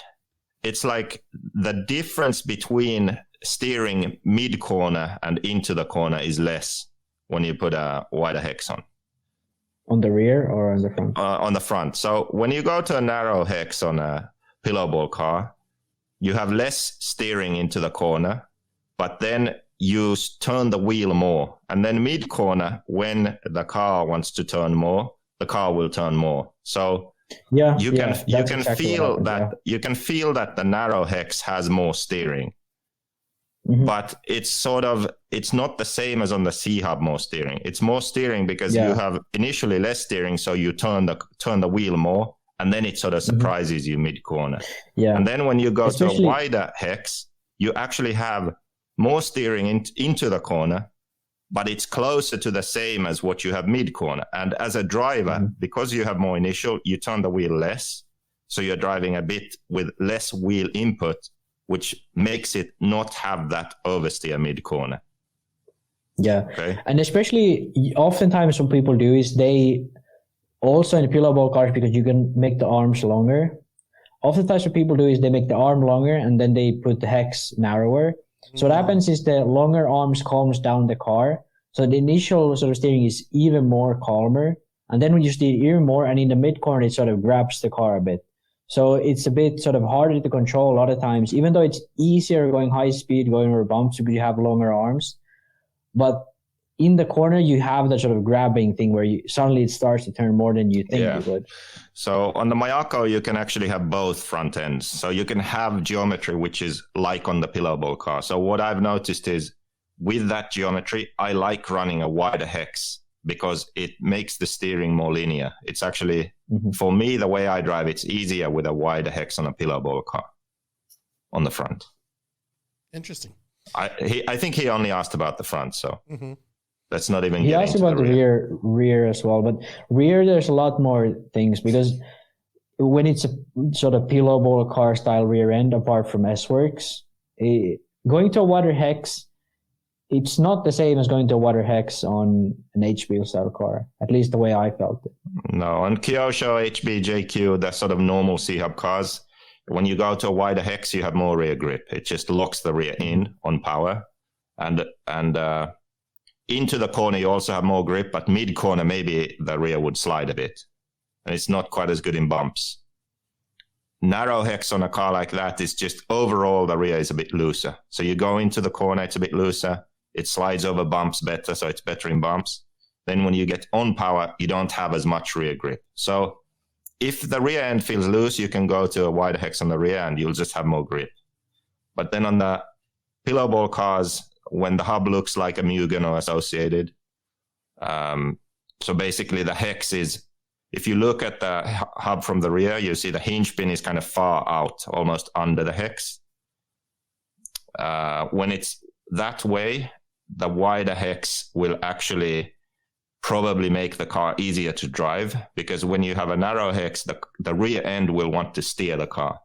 So mid-corner get on throttle, and the rear wants to step out. So then you would put a wider hex to reduce that effect. Yeah, but it's also weird because when I was running JQ and I went to a wider hex, it was always like into corner, the rear end wants to be catched out. But on the associated, it's the opposite. When you go to a narrower hex, into the corner, the rear end has good grip. But as soon as you go on power and on throttle, I feel there's a much harder time really on the narrow hex. But it doesn't help as much going to the wide one, because I tried super wide hexes last summer. It doesn't have the same effect where you just gain and gain grip. It's sort of at some point it feels like the rear end. It's not just consistent. So you will need to find sort of a place where it works, and then you just use that really. Yeah, that's what I found. Going to the wider hex on those cars doesn't really increase rear grip. It just reduces rear steer, if that makes sense. Yeah. Yeah. So it's as loose, but at least the rear isn't trying to turn the car anymore. Okay.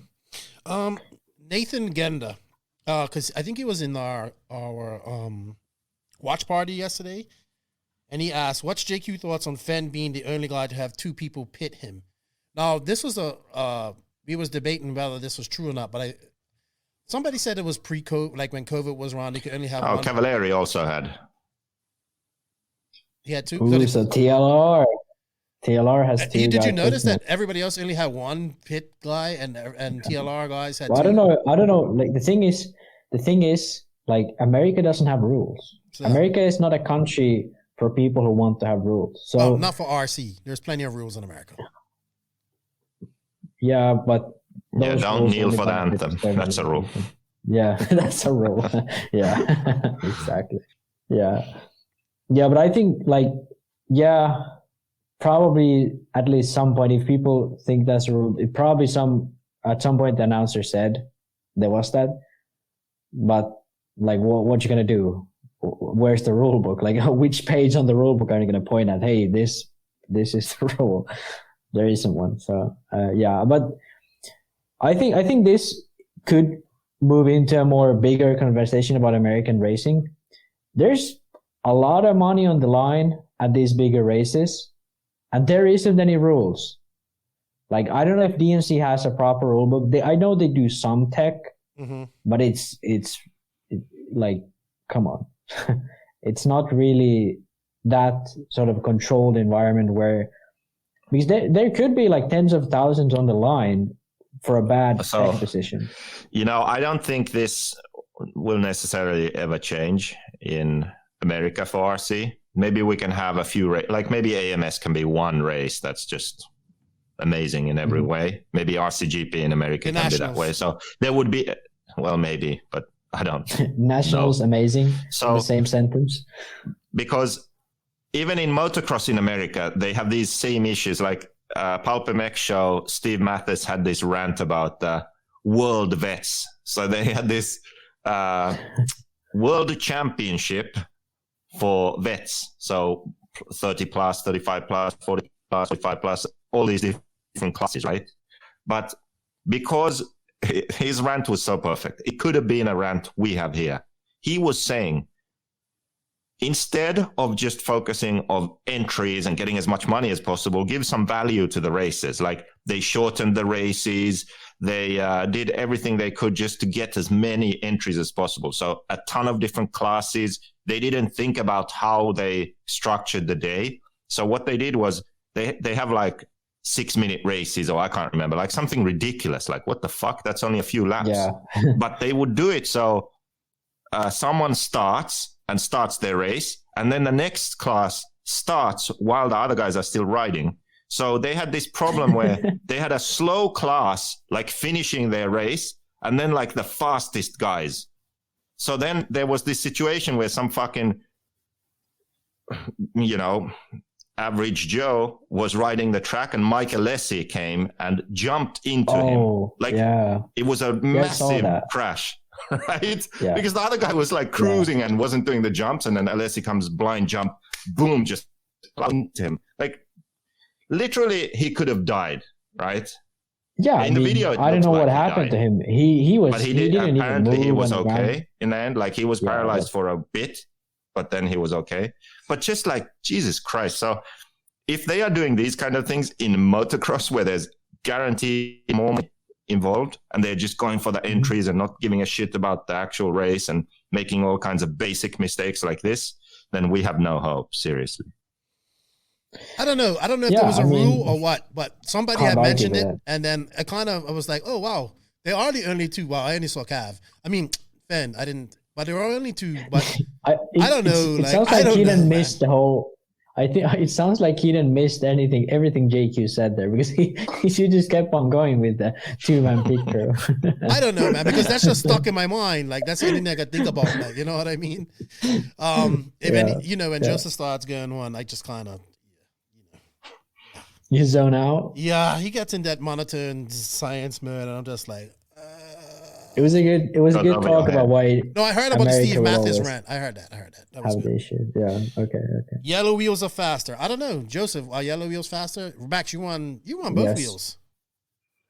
I run yellow, but unfortunately in Finland now we have the control tires, so I have to run white. Yeah, I'm gonna go green next year. I'm going full Kanai. This coyote should look badass too. I want to go orange next year. We can make that happen. Does anyone have orange wheels? I want to go orange. All right. Next, Max and orange. You will not have an orange. You're gonna be like Savoya. Savoya likes orange wheels, right? You know the Japanese guy, Sigura? Yes, he likes orange wheels too. He paints the wheels orange. He has a lot of time on his hands. I remember people at the Worlds were saying he was painting the wheels orange. He definitely wanted to be coordinated. Jacob Peterson, who did all the photography at RaceTime. Good job, dude. Great pictures. I know he was Don. People like didn't have manpower to run the cameras. I know. So I don't blame him or blame anybody. I just say, we need more manpower for that. But he asked, I'm curious what people thought of the format, both from people who attended and online viewers. So Kyle Neary, who has probably one of the best backyard tracks I've ever seen, he goes, this is his thoughts, and he posted it. He says, I love the Super Pearl, and he was at the race. I love the Super Pearl, longer mains, but wasn't a fan of 3 consecutive lap qualifying. This was the general view in the groups I was with at the track, which I could understand. Normal qualifying, he says, just do normal qualifying, Super Pearl to start off, grid position and DQ. Mains, he says, I had an amazing time, so much track time, and the layout was the most challenging RaceTime track I've raced. And yes, Max, it was 37 degrees. One of the days, it was icebox. During the day. It was cold one of those days. 37 is freezing almost. 32 is 0 in Celsius. So I think that's about what I got in general from people about the race as well. I would say that the qualifying, I wish that a race would try the whole 3-lap, 4-lap, or 5-lap, but the best average, especially a race that has good coverage, because OCRC, they run this for qualifying, and it's awesome because you can be out there and he will, like 3 minutes into the race, he will give you the standings, like Ryan Cavalieri, 26.4 or something, and then Mayfield, 26.5. So Mayfield knows that, okay, he just needs to have one stellar lap to get his average faster, and then everyone will watch Mayfield do that lap, right? Because they know, like, okay, he's going to go for a flying lap now. And then he Mayfields the shit out of it and has a perfect lap. And everyone was watching, and he just did something absolutely amazing, right? Everyone's like, holy shit, that was insane. Did you see what he did there? And then he's like, Mayfield's average, 26.3, It will make qualifying a situation where the drivers are pushing the absolute limit to get the best lap time. You don't get that when you do a whole 5-minute run. And this is the critical thing. You also don't get that when you have 3 consecutive laps. It has to be just do one fucking fast lap, okay? Then relax for a lap or mess up or whatever. And then focus, do another fucking fast lap, right? That would make it super exciting too. Yes. So if you have 6 minutes on the track or 5 minutes on the track, you know that you will do, let's say you will do 10 laps. You know that you only need 4 of them, right? So not only does that mean that you can pull in the pits or whatever, it also means that it creates this situation where you have different guys going for a fast lap at different times. And if you have a really good announcer who is looking at the situation, you can sort of prime the driver and the audience to like, oh, this guy needs a fast lap now. And then people will be watching that guy. And then he'll go for a fast lap, And everybody loves hot laps. It will change the dynamic of qualifying, which in every other sport, qualifying is about going fast. That's what Max also said. Like in RC, it's not about going fast. It's about being consistent while going fast. Well, that's different to going as fast as humanly possible, you know, and that's what we should have. We should have it so when the best driver does an absolutely stellar lap, that's like the highlight of qualifying. Did you see Phend go 7/10 faster than anyone else? Did you see that shit? That was insane. That's what qualifying is about, right? Then once you're done with that, you have a few rounds of that, then you go into the qualifying race. So it's now that we've seeded into the brackets. We have the guys who were able to do those 5 fast laps in 5 minutes. And now we race. And then that's a race, heads-up race, and then you end qualifying. I think I would really like to see that format played out and see how it goes in a race like this. I'm surprised people wouldn't want that anyway, because what's the first thing people say? Oh, I had fastest lap. You know, I hit hot lap. Everybody loves hot laps. Yeah. Well, let's make hot laps mean something instead of just bragging rights. You know? Yeah, and the thing is, like, when you have the qualifying race, or in this case the Super Bowl, the fact that someone can do 5 fast laps, someone like Phend, who can definitely do crazy hot laps, but then has some issues in mains and can't really keep it consistent, you will have to be tested in that qualifying race. Like, it's not like you just run with like a knucklehead on the track with trying to do the fastest laps and then get the TQ and start first in the main or anything like that. You still have to survive the qualifying race. You still have to prove yourself that you can be consistent when it counts. And I think that's sort of the best combination of both. You can see the top speed of the guys, you can see the racecraft and the skill and consistency of these guys, and then you go into main and see who's the winner. So I think that's sort of the whole structure goes together. Also, another positive is for the racer themselves. So one thing that really pisses me off at races is when something happens in qualifying, that's not my fault. So someone crashes in front of the marshal walks in front of my car, like all kinds of bullshit like this that can ruin your qualifying round. With this system, it wouldn't ruin your round. It just ruins one lap. So who cares? You still have enough laps to make up for that. So the stress level will also be lower in that sense, and luck will have less to do with it.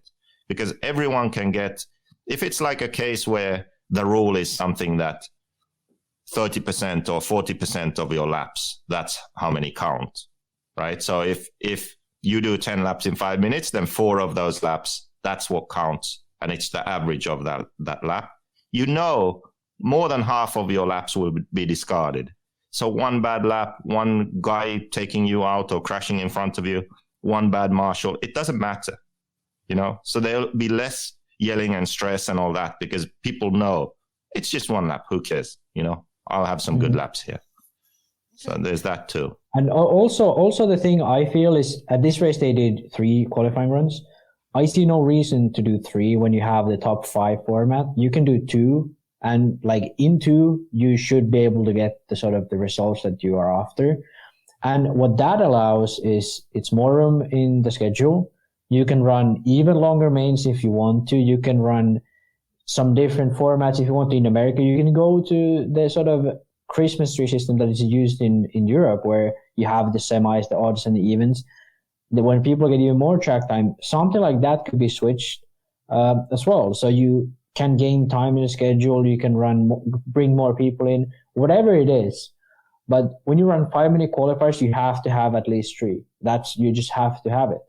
And I think there is no point to run 2 days of qualifying at DNC and then run 1 day of mains. It's like, yeah, I don't see. And also we often forget, but many people who do those races, when they are in the lower mains, on the last day, they are done like before 8 a.m., you know, and they raced for 7 minutes or something. Like, how long will they keep doing that? Like, if they are there for the racing more than the socializing, they wouldn't do it.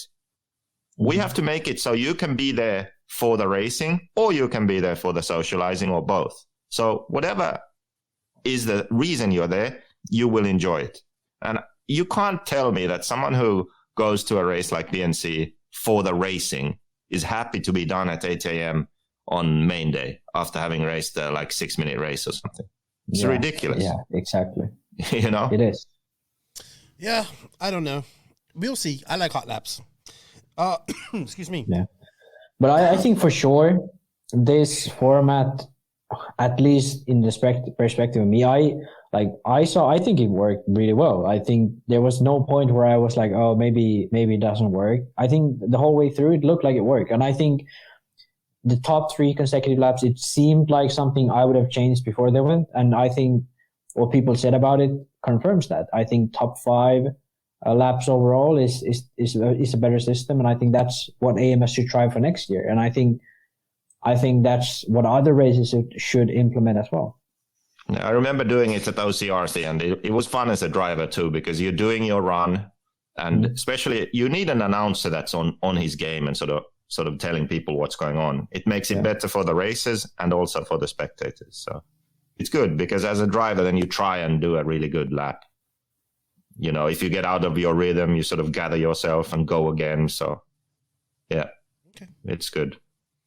All right, Adam Ross, was Phend running the new buggy? From our sources, he's been running that since Silver State, or parts of it since Silver State. Yeah, but I don't know if they are trying to do a new buggy. What I'm hearing, what I've seen from pictures, it's a new rear end, or like some new bits in the rear end, and new A and B block in the front. Yeah, the only pictures I saw, the front looked the same. So yeah, narrow pivot on gone, but I haven't seen the rear hub, so I don't know. I heard they had tried the like a few degrees KPI, like HB has. I think that what happened really was that Barry Baker bought the Invisible Speed online course and watched all the videos, and then Thomas Tran bought the book, the Invisible Speed book, and they read through that. They also watched my video on the TLR buggy, and then basically that they came to the conclusion that they need to change the rear end, and that's what they've done. So yeah, maybe we'll see less fending in 2022.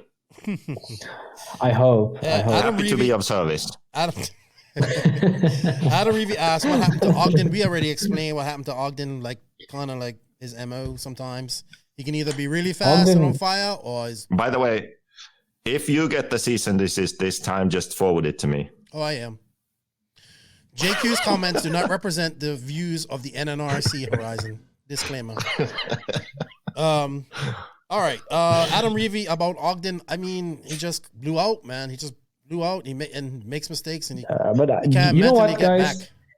This, like, it's more often than not that this happens. This is his MO. If he's not out in the front, this is what happens. It's like you should know, if he's starting from 8th, he'll finish last or second to last. Like, but that's not true. That's not true at all, because when he was at the Nationals, he was down a lap from the beginning in his semi and unlapped himself and won that, and then was up to 3rd in the finals. So we know that he has the potential to do these things. He just has to. That happened like 6 years ago. Yes. That happens like 6 years ago. If you would have saw the way the guy was driving at the Nationals, wow. This year? Yes.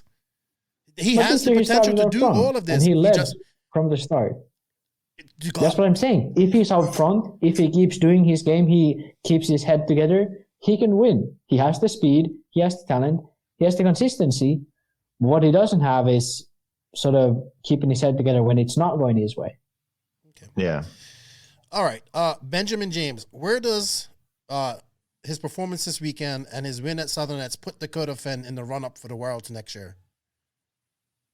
I think we're talking about a whole different maybe track. He'll make the main. Wait. Worlds is Radovan. Yeah. Actually, he could be good. He could be okay. He could be okay if it doesn't get bumpy. Let's see what they do with the layout and the surface, but if I had to put my money on someone now, it would definitely not be Phend on that track. No. But I mean, let's imagine Mayfield the Worlds. I take Mayfield, Cav, and T-Bone. Yeah. I mean, Ongaro, Ronnefalk, Robert, Canas, Berton, Mayfield, Tessman on that track. Mm-hmm. Yeah, I think. Mm-hmm. Cav. The question is, The question should be. Yeah, not Cav. how many Americans do you think are going to make the final at the Worlds next year? Oh, we have to talk about that on another podcast. Yeah, we do. I know. I think it'll be pretty similar to always. It's always around 6 and 6. I think so. Yeah, it's like half and half, pretty much. Maybe we do. Maybe we don't. You'll see. This might go a bit European. Yeah. It depends a lot what they do with the layout. To be honest. Yeah. But for sure, Phend will be fast if it's like Radovan has usually been. But if it gets even slightly bumpy, slightly dusty, or he gets sort of, he'll probably run Pro Line next year anyway. But if he gets slightly bumpy or dusty, it's going to be hard for him. All right. So Colin Branch of TLR fame. What's up, Colin?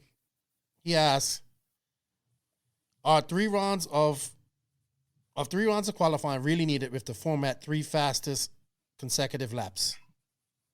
Yeah, no, we covered it. Oh, okay. That's what you're talking about. You have to pay me overtime now. It's over 2 hours. I know, but I could have sworn you answered that, Max. All right. So here's the big thing that came out of AMS, and it happened at the time I was at this race. This happened at DNC, all this type of stuff. So somebody stole like a big bag of, I think either they belong to Patrick Russell. Oh yeah. Took a big bag of J Concepts tires from him. Yeah. Joey Fisher's asked, why do people keep stealing other people's stuff? Well, if this is a freaking RC racer doing this, then this guy shouldn't be allowed at any race ever again, in my opinion.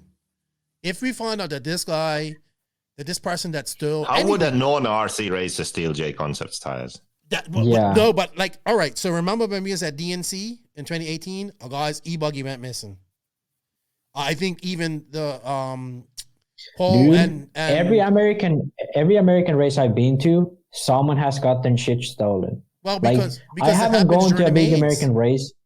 Yeah, it does. And the thing is, like, this is not anything spectacular in America. This is how the culture is there. This is like people get their shit stolen in RC races. This is part of the American RC culture. And at big races, I can't at big races, yeah. And the thing is, like, there isn't enough of like effort to try and fix this by anyone, really. So, like, I always find it a bit hilarious when people are surprised that, oh, my shit got stolen. Yeah, it happens at fucking every race.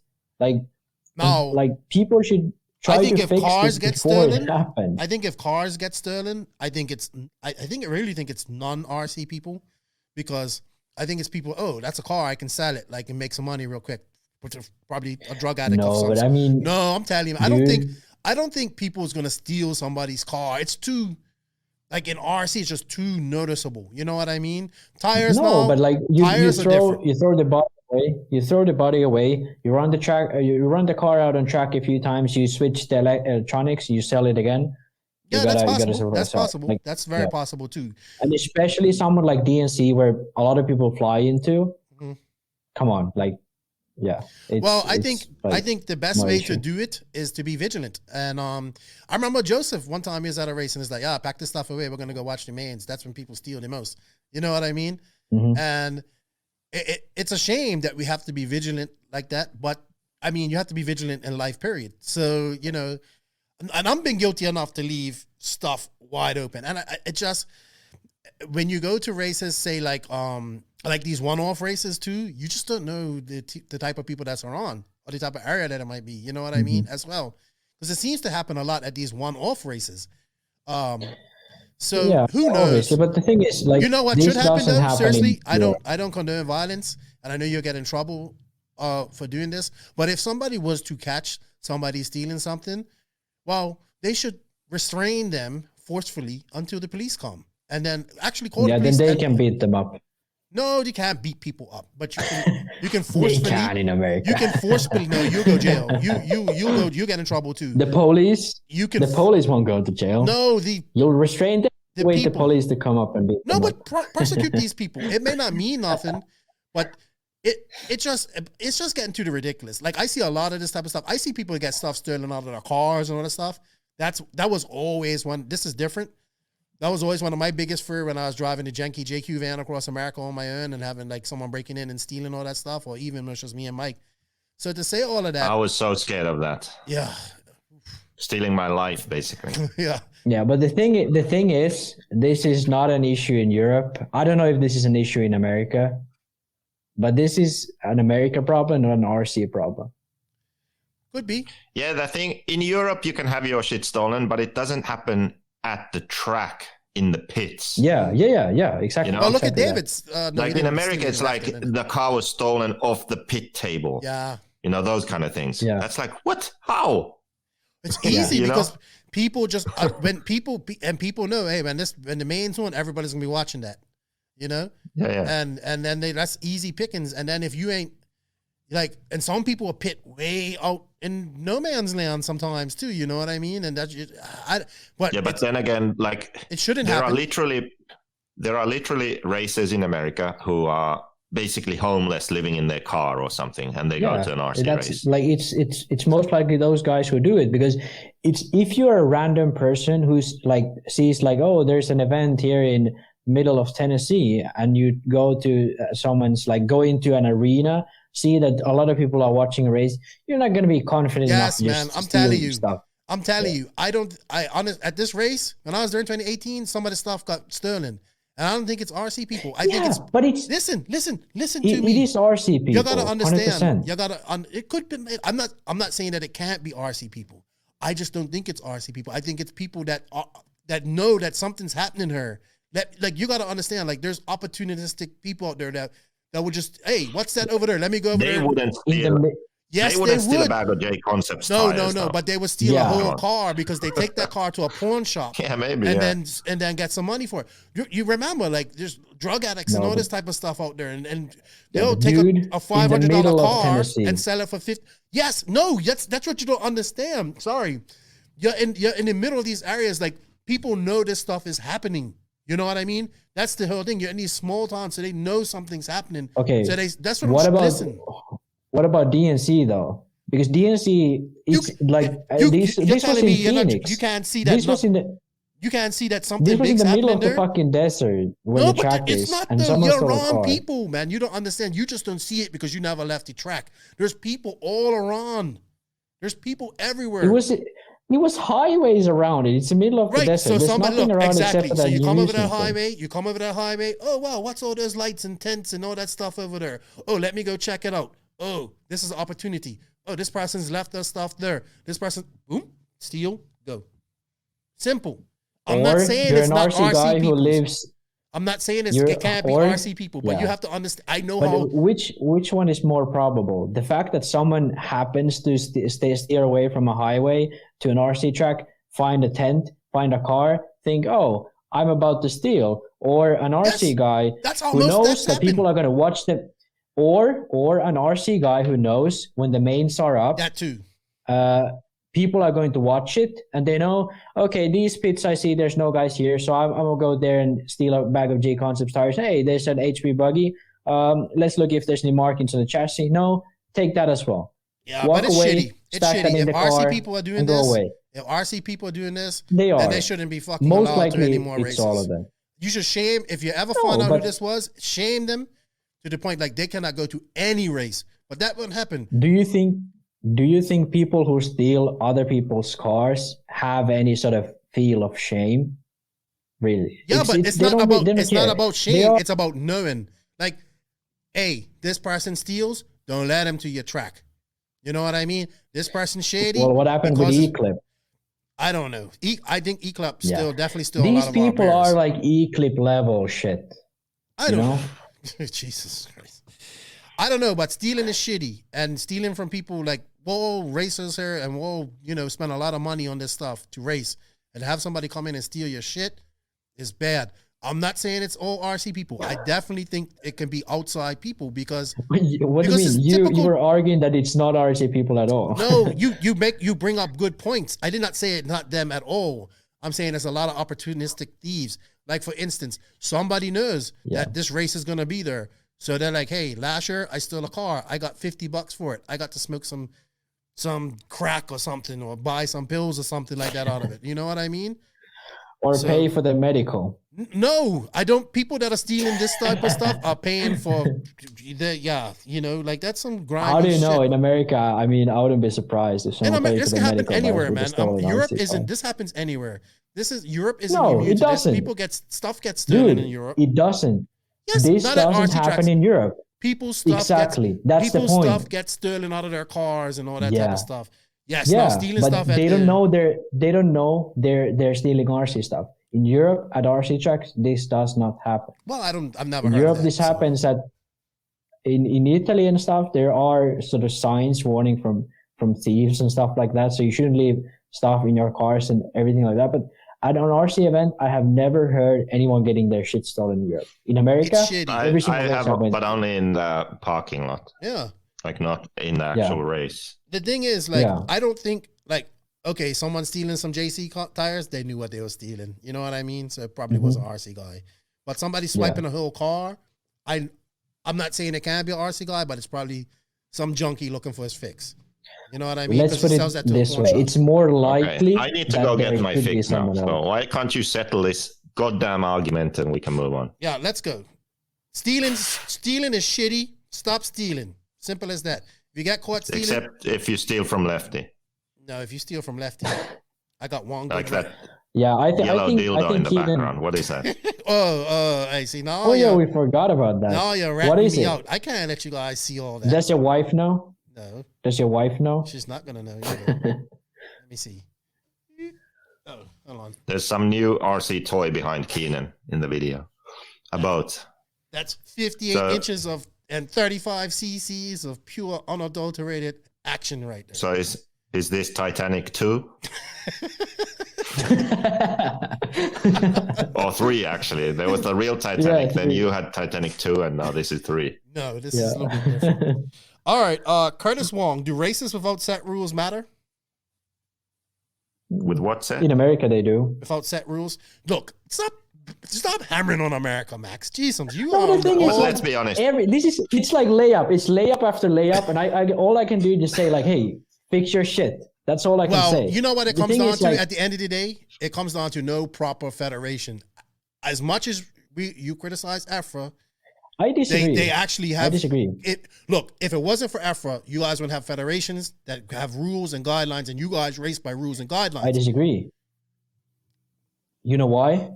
Because we have a national federations as well. Oh, how many mean state like federations is there in America? Well, that's what I mean. Because you have without EFRA, every single European country would have an RC federation. Right, so it comes down to the federations. America doesn't have a federation. Yeah, it has RAW. Yeah, they barely have a federal federation. That's the only race that has somewhat rules. Yeah, but every other race, pretty much. I mean, sometimes they have pre-tech before the mains for tanks. Mm-hmm. If I bump up, they check my car carefully. I mean, what? Yeah, that's true. I've been disqualified now twice. Yeah, I have. Can you believe that? So, your one was not because of cars. No, listen. I have bumped. Actually, both were truck also. I bumped from the B to the A twice. Once in DNC and once Silver State. And was disqualified. The one at DNC was funny because they had some shitty ass scale and that showed that I was like 17 grams over or under. And they had another one where I was okay. They had 2. But then I knew, when I knew I was screwed? When the guy who would make the main, if I was disqualified, ran low-C, and then Adam Drake walks up, I'm like, I'm just going to leave now. Because he was a low-C back then. So obviously the low-C guy gets in, right? You know what? So I knew I was done. It just comes down to a club level. Like we kind of got on this about the guy letting the people in there to practice on practice day. You know what I mean? Like after practice day. Jason Ashton winning the nationals and his 4 cc's over. It's okay. He would have won anyway. Yeah. And then they didn't disqualify him. It's like that, you know? The thing is, it's so funny. He stopped at 6 minutes. Yeah, it's fine.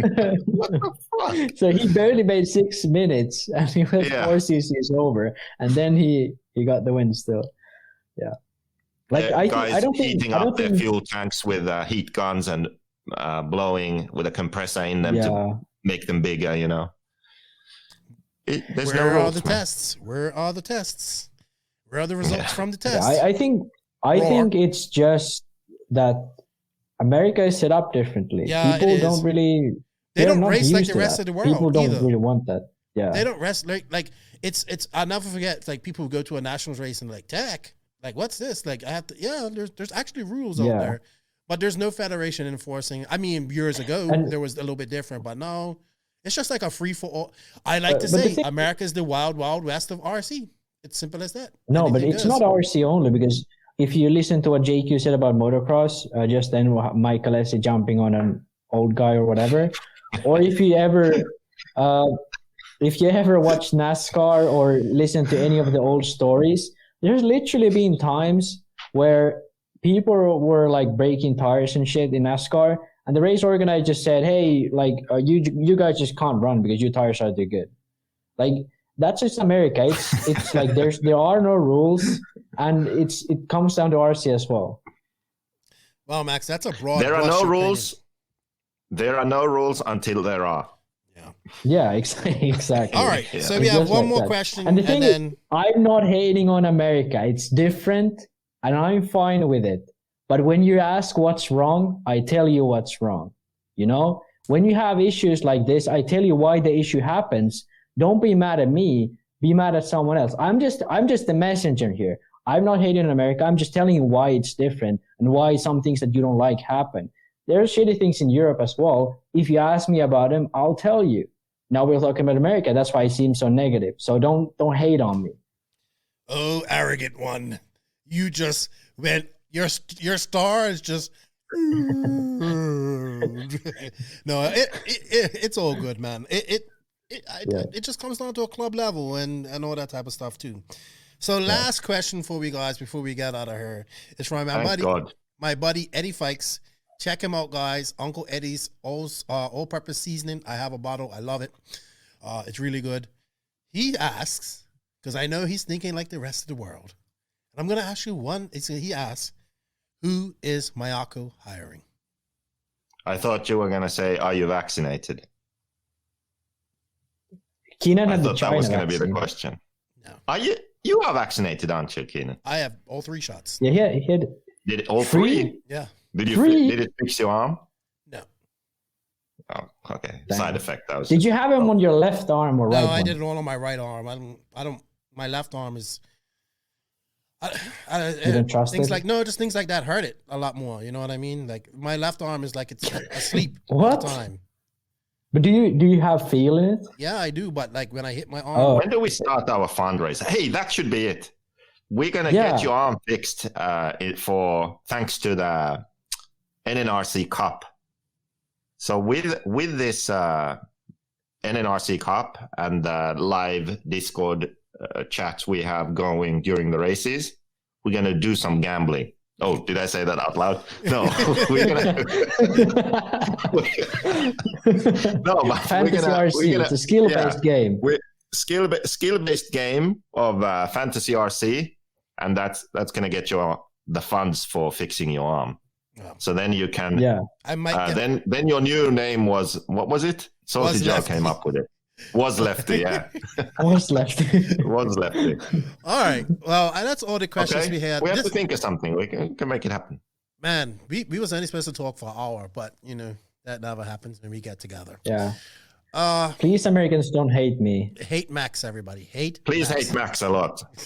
All right, guys. I think that's it for today. I don't know what else you guys have to say. It was a good weekend. Thank you, Max, for your help. Thank you to everybody that tuned in. Look at him. Go on.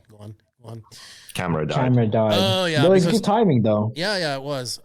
I can't believe you guys can't get the power adapters for your cameras. What's going on? Mine is too new. Like, they don't have it for this battery model. Okay.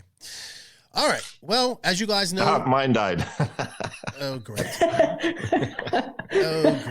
Oh, great. Like, I think this is telling us we're going too long, dude. All right. Well, yeah. Anyway, guys, as you know, this podcast is brought to you by Lugs Racing Tires. Lugs Racing has over 55 years of combined RC experience. They've been testing treads, wheels, and rubber for performance. They have their Lugs Econ line, which was developed with racing budgets in mind. High quality but lower cost means savings can be passed on to you, the racer. They also have their premium line, their TQs, but they provide pure performance made using lugs, custom molds, and proprietary rubber compound. Tires are available in medium, soft, super soft, mega soft, and now long wear.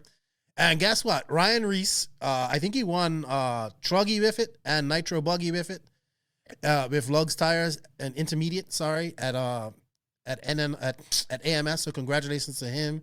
I thought that was pretty cool. California guys coming over there and winning on the East Coast. So go to www.lugsracing.com.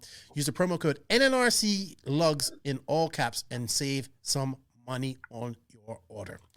All right, guys. So we've been going for 2.5 hours. It's time to go. I'm planning a live this Thursday. Everybody, it should be me, Tebow, and RC Kevin. So join us to talk RC. I want to talk to Tebow, see how his race was at AMS. Joseph, one last sales pitch for Invisible Speed. This is the last weekend to get your last week. Yeah. Next week's Monday it starts. So if you buy it by Sunday this week, then you're in. There you go. And you can ask the Viking where he's going, and also McBride. You can ask them both. Where are you going? Yeah, and guess what? The link for Are that. they going the same place? Maybe. Has McBride tested the Mayako yet? Who knows? Oh, see, look, he's turned off his camera now. He can, we can't see his eyes. Now he can sort of twist his face into all kind of directions and try to sound convincing. All I know is Invisible Speed is going to be massive. I believe so. That's all I know. I believe so too. On-road update coming in the spring. Yeah, Hagberg's actually off on his way to Cleveland this week. We got races to watch this week. Florida Carpet Championships. Mikhail Orlowski, Jorn Newman, Cav, all them guys are going on to the race on the carpet. No control tire this year. So no control tire. J Concepts will announce their cooperation, right? That's why these guys are going here. Who? Schumacher and J Concepts. Yeah. I forgot about that. They are. J-Con they're tire. starting sort of a. Yeah, they're starting a thing. Might be, I don't know how that works, because Schumacher is a huge tire manufacturer in Europe. Mm-hmm. So it's a bit weird combination, really. Yeah, but I mean, if it works, it works. Why not? I agree. Well, guys, you know what? We can't do this without you guys. So thank you to everybody that tunes in and listens to us ramble on. We did ramble quite a bit this week. Don't hold it against Max or JQ. Yeah. They love America. So do I. Yeah. And thank you. I want to come there as soon as I can. And I love all the people in America. I don't hate the people. I just hate the system which they live in. The people love you, Max. And I don't even hate that. I just criticize it. Oh, arrogant one. I hate stuff that exists everywhere in the world. We love everyone in the end, though. All the people, especially everyone who watches Joey Showers. Except Joey Showers. Don't love him. Love the Showers family. Love the Showers family. Shout out to them. And Bornhorst. The Bornhorst also. I have something actually against people who share my name. Yeah, must be. Well, don't worry. Yeah. That's weird. What about Joey the Dirt? Are you friends with him these days? I don't have any ill feelings towards him. He just doesn't like me. What? And who can imagine why? Yeah, I don't know. Why does he not like you? There's a weird thing with people not liking JQ. I don't know where that comes from. Well, I can tell you. You know. Oh God, here we go. I just expect more out of people, you know. When they disappoint me, I tell them that. You just say it's shit and then tell somebody to fix it, but give no way to like that shit. Make it better. Well, how would you like it better? Figure it out. No, I do actually. And I go way beyond what most people do to try and fix something. But some people just, can't take a hint. I think love RC, guys. Enjoy RC. Yeah, this 2022 is going to be good. Yeah. All right. Yeah, and this weekend was fun. It's like, let's get excited for next year, guys. Yeah, it's gonna be great. I'm excited. I'm like pumped up. Me too. So yeah. All right. We have to get all the rivalries going then for next year. Yeah. We're gonna plan it all out. Oh, good. Yeah. Lord. We need rivalries to watch at the races. Okay. I can feel the gray hair is popping up on me right now. Like I can just feel We're gonna pump it up. Once silly season hits and we know what the hell's going on, we're gonna find some good rivalries. Once it hits, we just had the biggest move in RC since Testament left HB last week. Or did you forget that because you've been so involved in it, Joseph? Okay. We don't know the facts of it? Yeah, exactly. So once we know everything and we know where everyone's going, then what we need to do is we need to identify all the points of potential friction and all the points of good rivalries. And then we need to promote them. If they don't exist, we will create them on this podcast. Exactly. We will say that Seth and Dalen, you know what? He left Techno and said that, you know, that guy whose voice doesn't match his body? I'm going to kick that guy's ass. You're still on it? You're still on it? You know, like we are going to find some rivalries and then we're going to be like Tyler Jones versus Seth, you know, and then it's going to happen at the race and they're going to be battling and it's going to be way more exciting. You know what? I just don't understand why people think you're an asshole, JQ. I just don't get it. Just don't get it at all. Anyway, thank you everybody for tuning in. I'm going to go and watch a YouTube video of Tyler Jones right now just to make sure that I'm talking about the right person. You know what? I'm muting you. Goodbye. Can you... I'm kind of intrigued what he sounds like because I never noticed this. I always felt he sounded perfectly fine. So. Yeah, JQ that's his autistic I don't know. Weakness, yeah. You know, find fault in everything he can besides himself. Would it be funny if he's talking about the completely different dude? Probably with him. Anyway, guys, thank you to all the NNRC squad around the world for all your help and all your support. We greatly appreciate it. Join the Discord if you can. There will be a link in this podcast for that. And be active in the Discord. I'm much nicer on Discord. Yeah, we want you to be active on the Discord, not just come in there like talk, say hello, what's up, all that type of stuff. Yeah, it's going to be good. Yeah, people will be nice. People are nice. Just have a nice chat. Ask how your day is going. Show your RC cars. That people always love that. Show you what type of cars you're driving, especially if you have old cars. People love that a lot. Oh, yeah. Like nostalgic cars. And if you like to geek out in science mode, go in that Ask Arrogant Max part. Yeah, that's for that. Anything you want to ask about RC cars, anything you want to ask about RC in general, you can go into the Ask Arrogant Max. I have a feeling. I post there a lot. Especially if you want second-hand information, you go there. And when you want first-hand, then you go Invisible Speed. That's where you get that. All right. Well, Joseph, thank you for your time. Max, thank you for everything this weekend. I greatly appreciate it. Thank you, everybody that tuned in. Shout out to all the patrons of the podcast. We can't do it without you guys. NNRC squad, shout out to you guys. And I'm going to mute JQ because I think he's going to do something rude before I leave her. So, thank you. Can't he just unmute himself? I might should just remove him. So we appreciate it, man. We had fun this weekend. We look forward to doing this more maybe when we actually get to races as well next year, if we get to races. So your support with that is greatly appreciated and welcome. And you know what? Don't forget, we have sponsors of the podcast, and showing them some love shows the podcast some love. So shout out and thank you to Mayako, Beach RC, High Tech RCD, TNR Fuels, Techno RC, Lugs Racing Tires, Sun City RC Raceway, Racecraft USA, Papa Willie's Traction Tonic, Dominating RC, JQ Scale Motorsports, Invisible Speed, House of RC, RCGP. Wow. Yeah. Thank you all. It's been a great 3 years.